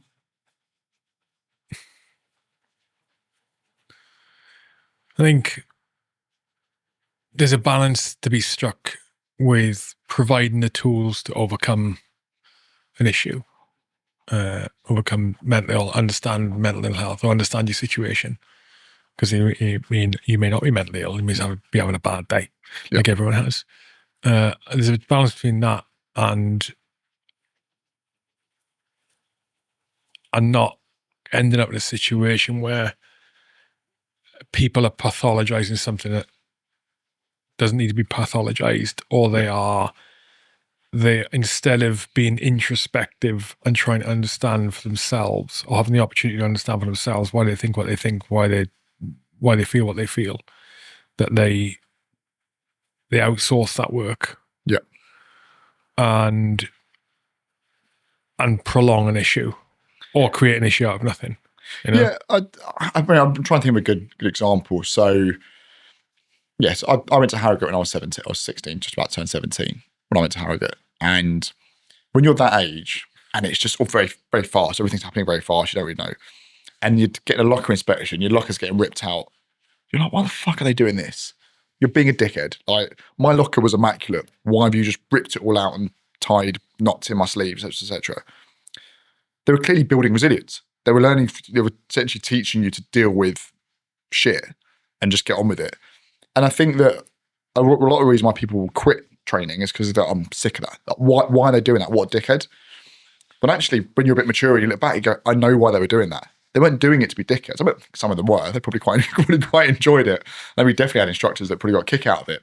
But actually, it was because it was getting you prepared that not everything's going to go right all the time. And I think, I'm sure you know Ben Reed from Redeployable. I know Ben well, yeah. So obviously his whole mission is that veterans are not just people with uniform. You've got an office up near your office. Yeah. He's around here. He's about veterans are phenomenal because they're resilient, they're problem solvers, so I think an element of that, but it's just education, right? If you've had a shit day and your locker's been ripped to shreds and you've got like 3 hours sleep and you're tired and you're missing home, if someone just explained to you and or Sentra's like, they're doing this to make you more resilient. It's for your benefit. Like, do you know what I mean? Someone just tap you on the shoulder and be like, "It's all right, mate. This is going to pay off further in life. Mm-hmm. You're more likely to stay in it and quit." Yeah, there are people right now listening to this and they want to throw their phone out the window listening to it, and the argument will be, well, they're not the right people for the job if they need to have that warm, affectionate wraparound. Oh, you're going to be okay. This is why they're doing it, and I understand why that would be frustrating. But there is definitely, there's been a shift in general with military training, right? Over the last, since I left in 2011, and there's been a definite shift, just what I've heard anecdotally from people, and you can see it in the levels of pass rates for certain courses, is that the shift away from making things as hard as possible for the recruit, or the trainee if they're already serving, as hard as possible in the course, to having as a KPI the pass mark being the percentage of passes, being really low, an indication of a great course because it's really hard to get in. To like the SES is prime example. And Power Ed, you've done it as well. Bootnext probably have as well. I don't know. Like they're putting more things in place to help recruits pass the course. They haven't changed the standards of the course. They haven't changed the standards of P Company, for example. The standards of Hereford selection, for example. But the pass mark, the percentage of people passing is going up because they want more people to pass it. They want people to be fitter. They're from mental rehabilitation, mental preparedness and rehabilitation, and to the physical side. Higher pass marks are better if the standards of the pass criteria stayed the same. It's like, is it a good thing in society that more people can run a sub 10-second 100 meters now than previously? So of course, it's advanced in sports science, advanced in psychology. You really highlight it, right? I don't know the exact name of the guy, but about 10, 12 years ago, they're having the issue at Livingston for the Royal Marines. And a guy from Poole, obviously Royal Marine, SBS, went back to become an instructor at Livingston. I mean, how cool would that have been if you're a 19-year-old, you go there and your platoon sergeant's just done 5 years at Poole? That'd be pretty cool in itself. But he literally had that view. He was like, why are we trying to make people fail? Let's look at how do we get people to pass. And for the stories that I've heard is when someone would fail it wasn't like, you're shit, blah, blah. It'd be like, cool, this is why you failed. Let's put a plan in place you pass. How do we get you past that next? And guess what? The pass rate went through the roof. I mean, so I know that at Harrogate, I can't remember the guy's name. I think it's Mike something. He was ex-1 para, who then did his move to the RA, I know you're talking about, the Royal Army Physical Training Corps. And he basically did his degree and his master's on functional performance. And so what they looked at was the amount of, because obviously doing P Company as a 17-year-old, because it's pretty hard in itself, but they would just go, you just put more weight, you just run faster. Mike Chadwick. Yeah, Mike Chadwick. Really interesting. And he obviously looked at the whole program of anybody who's at Harrogate who wants to go and do P Company, wants to do a diving course, wants to do the commando course. We actually need to change the training for them. We need to focus on core techniques, mobility work. And guess what? By not just thrashing them, but actually using constructive science, sports science, and psychology, the pass rate went up. And it's in the US, I mean, while we're working with US investors and US businesses, especially with Sentra around this performance resilience part, is there was a phrase that coined by a guy who's, I won't say his name, he's ex-SOCOM, who we're working with, who said that the mental side of performance resilience is the last unfunded pillar of human performance. And what he was saying, in the US now, even in boot camps or on all the different training courses, Delta selection, Ranger selections, etc., they don't just take you outside and thrash you. They will take you outside, you do mobility work, warm the body up, then they'll thrash you. Because they're like, we're taking guys out at 2 o'clock in the morning in 3 degrees weather. Guess what? Hamstrings are going, they're getting injured. What are we achieving by battering their bodies when they're cold? Why don't we just give them a warm up, prepare their body, and then thrash them to enrich their lives? They're going to get fitter, there's going to be less injuries, and that benefits the whole organisation. Like, what are we achieving by beating people down? It's the same from a mental perspective. This is why there's so much focus on what we're doing around yeah, fair enough to the people who are listening. There's going to be, back in my day, it was harder. It. But what are we achieving by not changing? Let's make people better. I agree. Yeah, I agree. And you know, it when you there's this sort of ingrained, I don't know, you have this ingrained pride, emotional pride about stuff that you did before, and then you hear something's changed and it sounds like it's easy, and you go, "Fuck's sake!" Like literally when you were talking about a recruit having access to an app, and they can go, "Why is it so hard?" And I was thinking, "God damn it! Well, he shouldn't be in, or she shouldn't be in." Like, God, I know. That's the initial thought. I'm thinking, actually, okay, I kind of, because I was thinking was, well, if they need a fucking app, I'm just explaining what I was thinking. If they need a fucking app to make them feel better, so they can get through the thing, how are they going to cope on the front line? Yeah. Right. But it doesn't work like that. Yeah. Like when they get to the unit, well, their learning's done. They've got through. They've passed, and they're a different person. Yeah. Exactly. And when you get and being on the front line, on a two-way range, is a totally different situation and puts you in a totally different mindset to being in depot where you've got an option. Yeah. You've got an option to fuck off. Yeah. You got an option to just go and, I was going to say ring the bell then, that's a Navy SEAL thing. You've got an option to disappear, and VW yourself, and not even VW, or just leave. You're done on the front line. So, and so that thought process I had probably the same as other people. But like you're saying, things change, and especially where, so it is one of the benefits actually of a big focus, not a big focus, the change in attitude and the development of high performance culture thinking over the last 15 years. Yeah. And more. It's absolutely a place for it. We were talking off air, and I don't think we were getting the coffee about it, the attitude of big corporates towards the health and well-being of their staff has changed a great deal in the last 20, 25 years. Well, less than that, even more so less than that, 10 years or so since, pre-COVID, because they recognize a happier employee who feels better and they've got a nice place to work and they feel happier is more productive. Well, they make you more money. Exactly. It's that literally that 1980s phrase, happy people sell, is literally happy people perform. Yeah. And it's just, I I was down in Poole 18 months ago for an event, and it was 2.5 years ago for an event. And at first, I was like, holy shit. They literally have physios, psychologists, nutritionists, sports science, because they've realised that these guys in tier 1 units are athletes, right? They are literally fitter than, well, there's that argument, isn't there, that if you come off selection, you're as fit as an Olympic athlete kind of thing. So why would you not treat them the same way? That if they're fitter, they're stronger, they're smarter, they're going to spend £1 million training someone to be in a tier 1 unit, don't treat them like shit. And then you can start to democratise that across the whole of the military, the whole of society. We've kind of digressed a little bit, but yeah, that's essentially where Sentra comes in to allow the kind of the enhancement. And then when shit does hit the fan, Sentra knows about it and they can help you and it can make you better and it can kind of lead you. Obviously, mental health is a wave. You will go through ups and downs your whole way through your life. And the point of technology and the point of therapy is to stop you breaking through the ice and going into a really dark place. If we can keep you from going through the ice and kind of maintaining a steady head, then there's less chance you'll go into crisis. How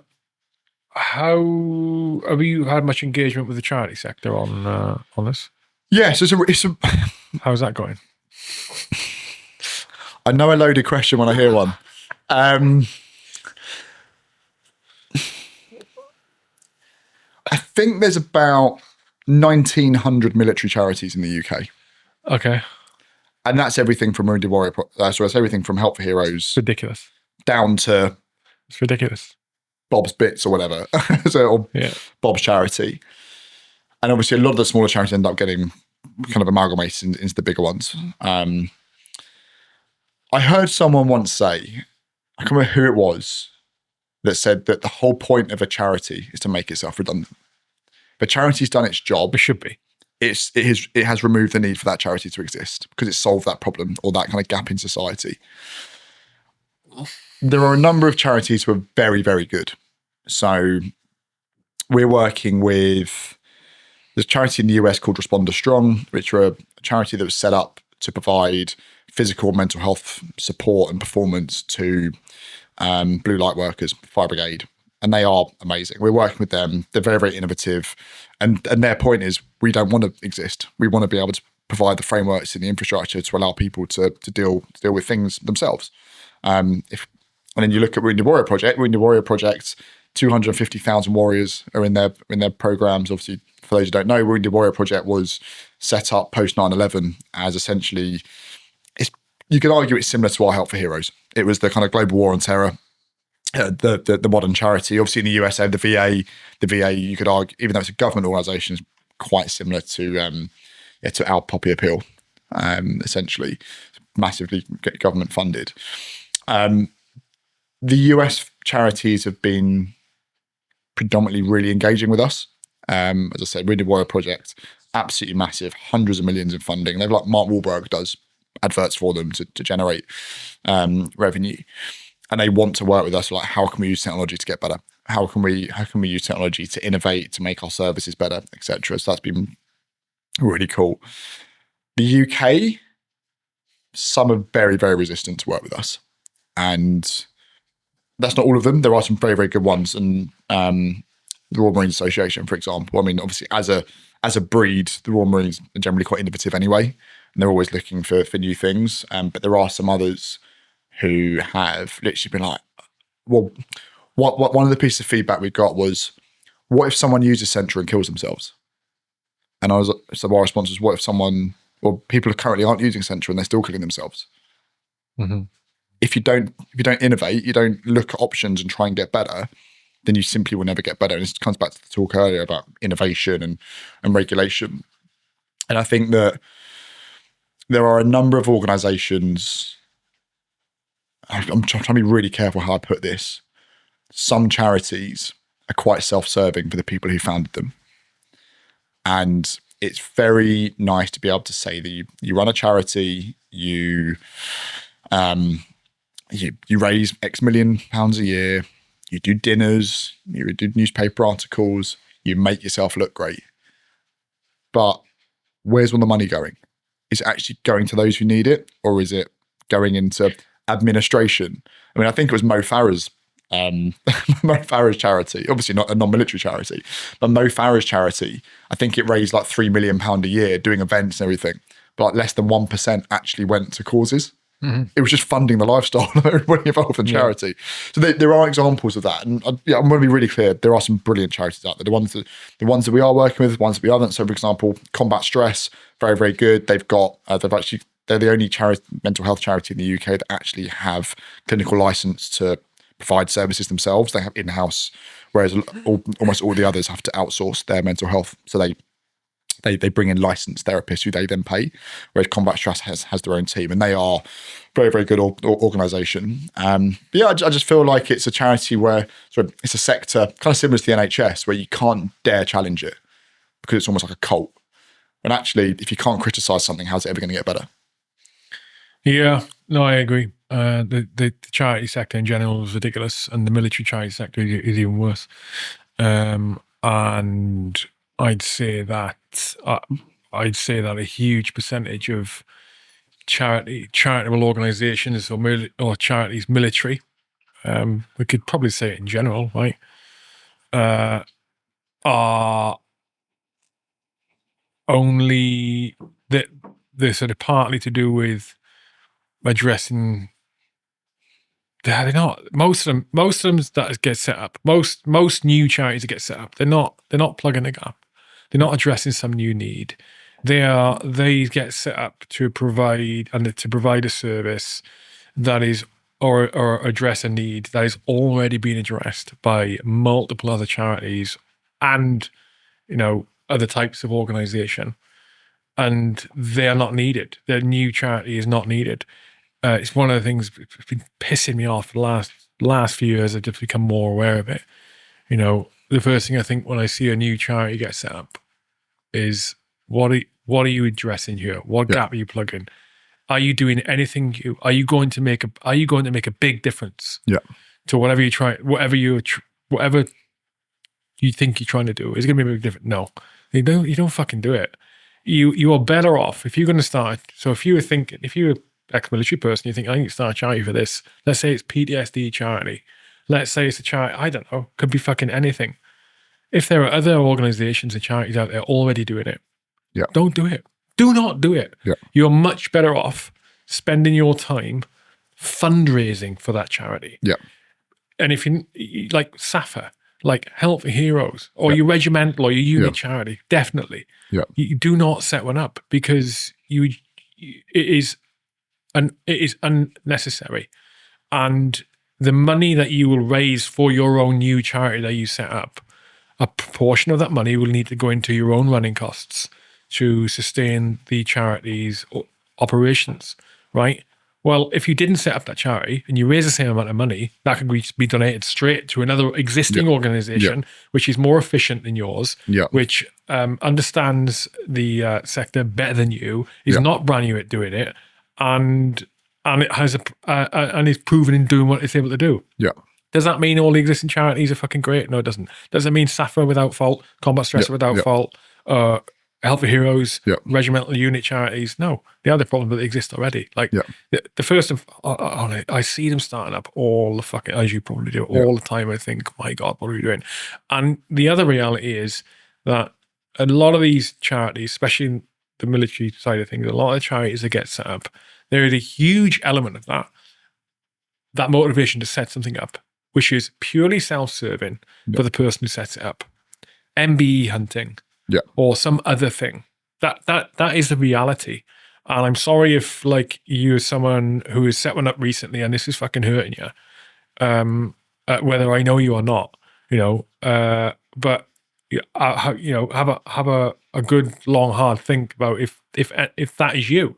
If you are someone who sets something like this up, and a real big part of it is because you want your ego massaged, or you're fucking MBE hunting, or something. It doesn't necessarily have to be a charity. It could be some other organization, then you need to have a think about things, because that's not why they should be getting set up. And it waters down the sector as a whole, and it compromises the trustworthiness and the reliability, reputation of the sector as a whole to provide whatever service it needs to provide. I truly think that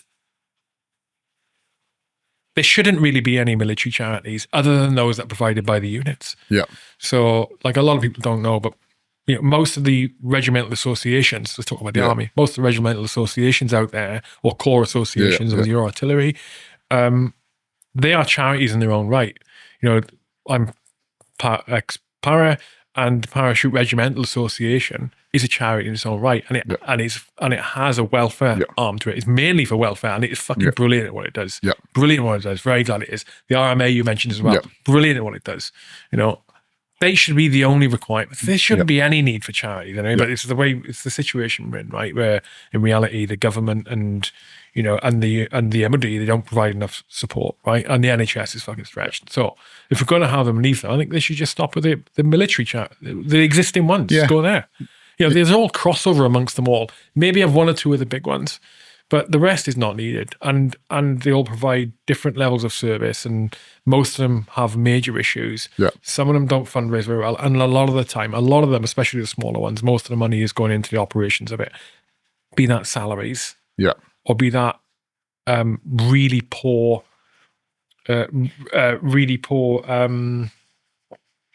financial situations they've got because of the inefficiencies of the organization. It was a loaded question. I from talking earlier, I know you think kind of the same as me. In that there's a problem with the charity sector. It's not just military, but the thing is, our hearts are close to the military, obviously. And when you see just new bullshit get set up, and also being extremely resistant to change, and also being extremely resistant to running more lean, less, just reducing the chaff of people mainly that are in the organization. So Sentra AI, for example, you talk about that, and I think that could really make things cheaper to run for a mental health charity, and enable them to provide a better service to more people. But it would mean reducing headcount as well, which can be a problem. I think ultimately, you've got to remember exactly why that charity was set up, or why that person wanted to help. To your point, yeah, there is an element of MBE hunting or gong hunting, but also because they do care to a certain extent. That's an element of it. Yeah, there's an element of it is they do care, and it's like, okay, what's the best thing I can do for those who need it? Is it me setting up my own charity, or like you said, is it actually giving to? But they don't go as far as that question. No, but that's what I'm saying. They should. I mean, right, yeah. I think a good example. A few years ago, I'm going to use Elon Musk again as an example of. Obviously, he's a rich man in the world. I think he's technically the richest man who's ever lived now because he's more than Rockefeller. And someone was like, 1 week of Elon's money could solve world hunger. And he responded saying, cool, tell me exactly how we solve it and I'll transfer you the money right this second. And the person just went quiet. He's like, this is the point. It was like, you give me the UN breakdown, the exact strategy, distribution of how to solve world hunger, and I will pay you for every penny because I genuinely care. That person couldn't come back with a plan. And he went, you can't do it. Well, you can't. Well, you're just saying that because you want to be a dickhead, essentially. But I mean, yeah, but we're probably going to rabbit hole here, but I think is it something like $1 trillion has gone into Africa for water programs? $1 trillion. And they're still not running water. Come on, there's got to be some questions over that. Well, go on. We're not going to go down a rabbit hole, but I think that's probably maybe you should get someone on from the Charities Commission. Well, one of the things Africa's a good case study, right? Now, one of the things you could suggest about Africa, as an example, but you can. The lesson or hypothesis could be said for other things is that maybe one of the reasons that they have not developed to where we think they should or could develop to, if we're judging that on Western levels of first world country levels of development, if we're talking about third world countries in Africa, is because the more aid you throw at them, the less need they have to develop. Yeah. Right? It's a completely valid point. We don't need to drive innovation and development if we're getting the resources we need from somewhere else. Yeah, and that sounds like really harsh. The Uber proponents of that hypothesis would say cut off all aid and it'll develop pretty quickly. Yeah. Well, I'm not sure about that. Yeah, right? There's an element. But there's definitely something you said there. And then the other aspect to it is the charity sector is very, very, very profitable. People, especially when you think about the effort, logistics, the money it takes to send aid of whatever type to somewhere else on the planet. Anyway, I digress. Yeah.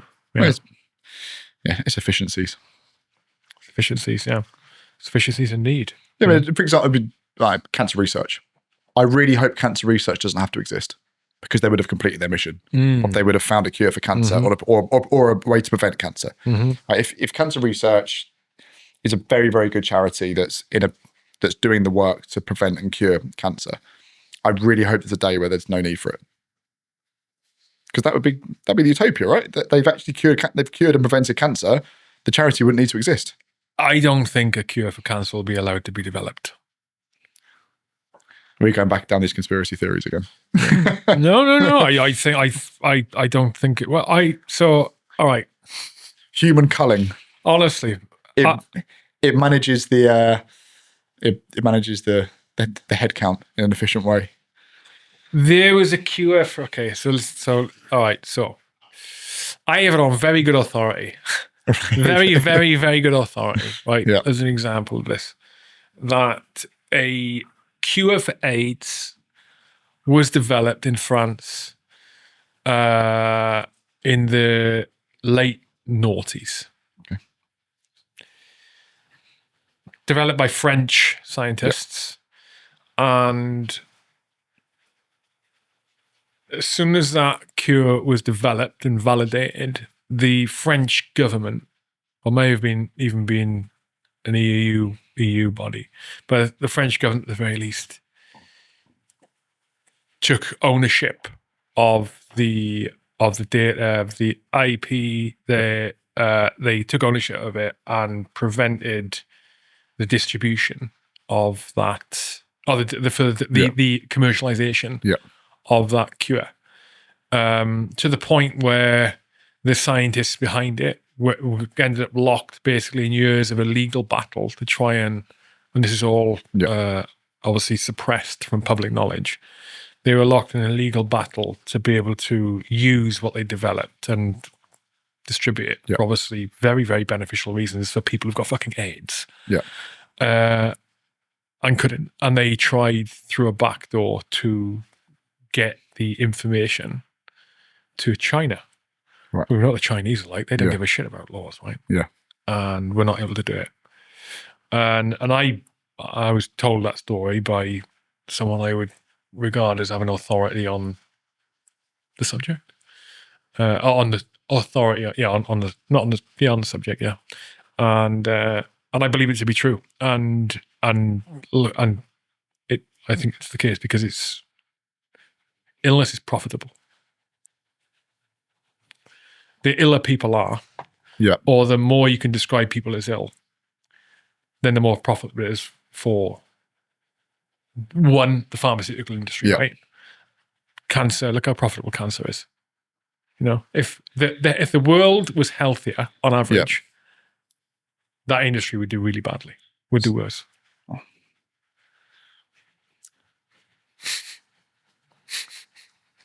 I understand the theory behind it. I suppose you could argue. So why does Ozempic exist?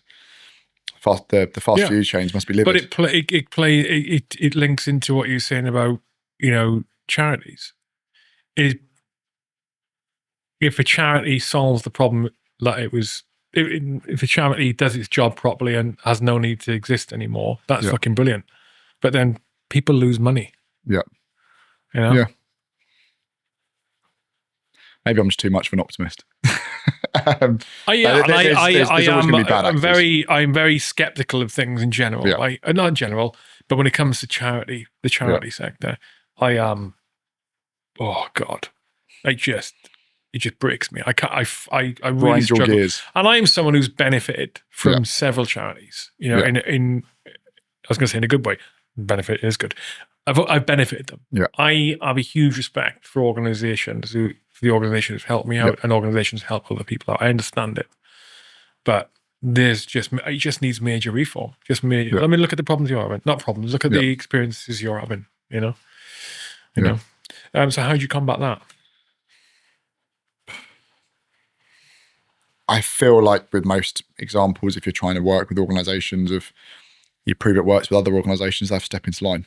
So we're really fortunate to be working. Yeah, as I said, Wounded Warrior projects are the biggest in the world. We work with them. We prove the efficacy, the capability of Sentra. We are going down to get clinical approval. And we're the only, from what we know, I think I said this, we're the only mental health charity, only mental health technology that's actually being set up to be regulated, not to avoid regulation. I mean, I had a really interesting call with a member of the UK Medical Regulatory Board last week, and she literally is the program manager for mental health AI regulation. Mm-hmm. And she was saying that she spends her whole time battling with organizations who are trying to avoid regulation rather than to actually collaborate with them. So they have a number of issues where, for example, like a mental health app could literally say, this is a wellness app, this is not mental health, and they think they can get away with it. Right.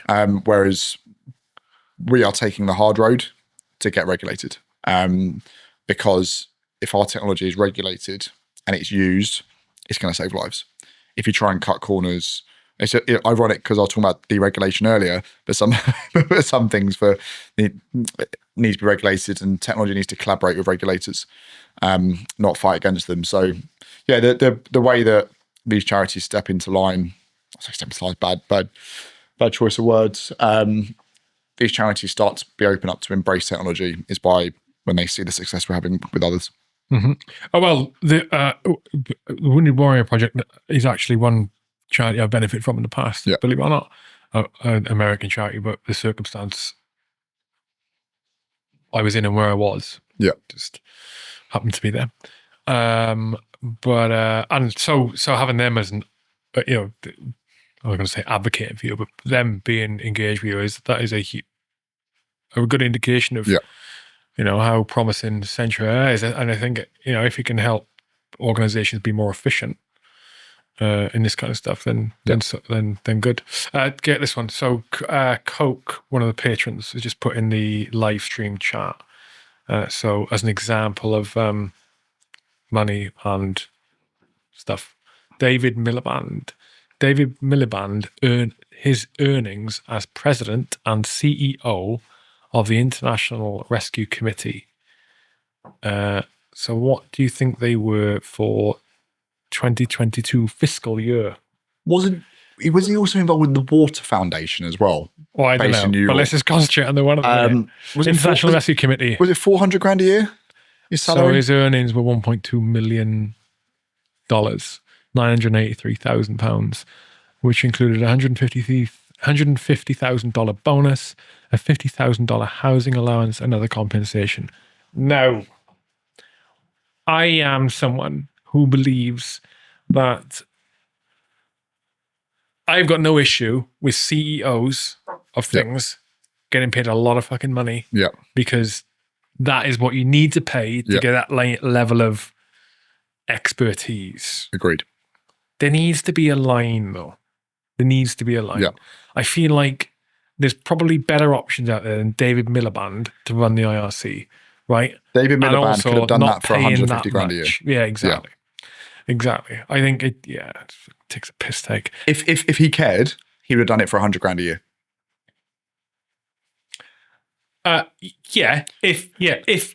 If he could afford to, right? I don't know what his other financial circumstances are. No. But I'm assuming he's pretty well off, and he could do that. And my assumption is he doesn't need $1.5 million a year to pay the mortgage, right?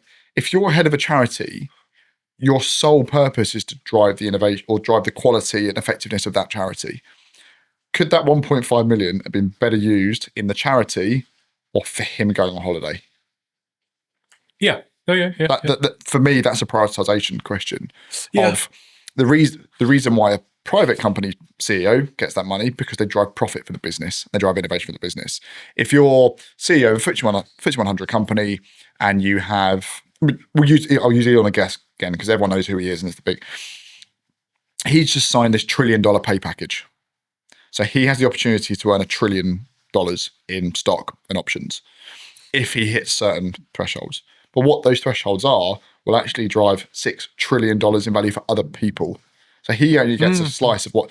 So if you're a CEO of a private company and you're getting paid $1.5 million a year, the chances are you've made the company $1.5 billion in that year. So actually, you're getting remunerated in a fair amount. If you're a charity and you're paying your CEO $1.5 million a year, could that $1.5 million a year have resulted in better quality output for that charity? If it means that CEO couldn't have done that job without $1.5 million, then cool, justify it. But could they have done it for $150,000 to $200,000 a year? Again, personal situations and bring the best people. Yeah, you pay peanuts, you get monkeys. I get that. But if that individual, if they cared that much about that charity, because the charity is about caring, let's be honest, it's about doing the right thing, do they think that money would be better spent reinvested into services that charity provides, or for them to invest it or to go and on holiday? And so that's just a question about big pay packets and charities. It's I've got, like I said, I don't have an issue with someone in the charity sector, a boss, or even the next level down. Yeah. All getting paid shitloads, like private sector level wages. Yeah. If I've got no issue with that if it is justified. Yeah. If it can be justified by the charity. If you need the skill set, if you're cancer research and you need the smartest brains in the world to deal with modelling of potential strings, and you're competing with GlaxoSmithKline, et cetera, you can't just go, we're only going to pay you $25,000 a year because we need the money, but GlaxoSmithKline will offer you £250,000 a year. You have to pay the market rate, and I completely understand that. Yeah. But yeah, the market rate for a CEO of a company, unless it's a FTSE 100 or S&P 100, definitely isn't 1.5 million a year. And also, you've got to bear in mind, a lot of that time, if they're on 1.5 million a year at a FTSE 100, a lot of that's in stock. It's not cash.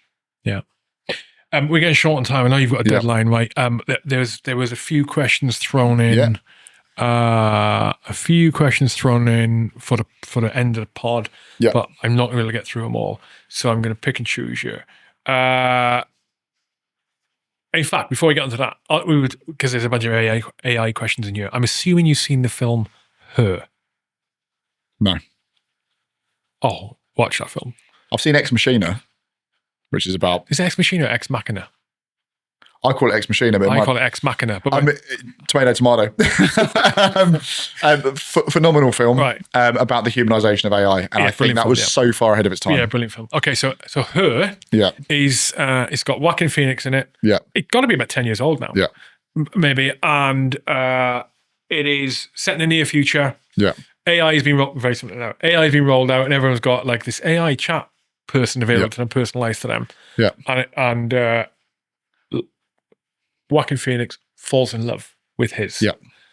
It's an excellent movie. Yeah. Highly recommend you watch it and other people watch it because it's a reality. It's 100%. It has actually happened. There was an example of a teenager in the US who fell in love with... It's going to get worse.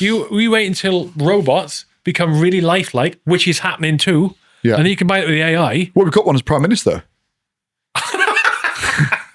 Yeah. Sorry, right. This is a non-political conversation, but I think everyone can see what's in front of them. Oh, God, good. We don't need politics at the minute. ChatGPT, Prime Minister. Right, so, all right, here's the question. Has your mental health past influenced Sentra AI, and do you use Sentra AI? 100%, yeah, absolutely. And I'm in a very good place at the moment, so I don't use it as much. But Ollie, our clinical lead, as I said, he's a senior registrar for a trauma centre.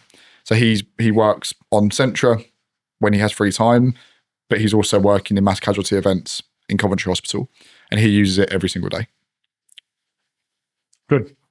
I wish you had more time, but it's all right. We can do it again sometime, and you're not too far away anyway. So I like it, man. I like it. I like the entrepreneurial side of it. I like the AI side of it, as in great example of utilizing AI for the greater good, as opposed to, I don't know, creating dodgy memes or videos or whatever. I've seen the memes about you. Deep fakes. I'm hoping it was a deep fake, the one I saw of you anyway. Was it the one with the goat? That's real. That's real. The one with the goat's real. It was the donkey. 2007, I think it was. Yeah. In the desert, you know. Yeah. No, but in all seriousness, good luck with it, mate. I'm glad we made time for it, and I'm sorry it took me so long to get around to getting you in here. All good. But keep in touch, and anything I can do to help out, let me know. No problem. And how can people keep a track of what you're doing and find out more about Sentra AI? GetCentra.ai is the website. GetCentra.ai. Yeah, because Sentra.ai is about £250,000 to buy the URL. It's owned at the moment by someone else. We will buy it once we can afford to. Yeah, LinkedIn as well. Myself, Ollie. And I think something else to add. Obviously, I was talking about the founding team, the three of us, but also just this week we announced that we've just hired a new founding engineer, Ben Ford. Ben Fino. Yeah, Ben Ford, phenomenal guy, ex-Royal Marine. So now I'm outnumbered. There's more Marines than there are Army in Sentra, which is, they just wear dresses and go out on Thursdays. Yeah. But yeah, so he was Royal Marines. He taught himself how to code in the bows of an amphibious landing ship on the way to Iraq in 2003. Because obviously there's no internet back then. He literally had a laptop and a book on how to write code. Yeah. So he taught himself to code using a book. Yeah. So he's now our founding engineer for software. Nice. So yeah, really good group of people. Good. Well, congratulations where you got so far. Thank you. And good luck for the future, mate. And let's do this again sometime. 100%. Great. Right. Cool. We are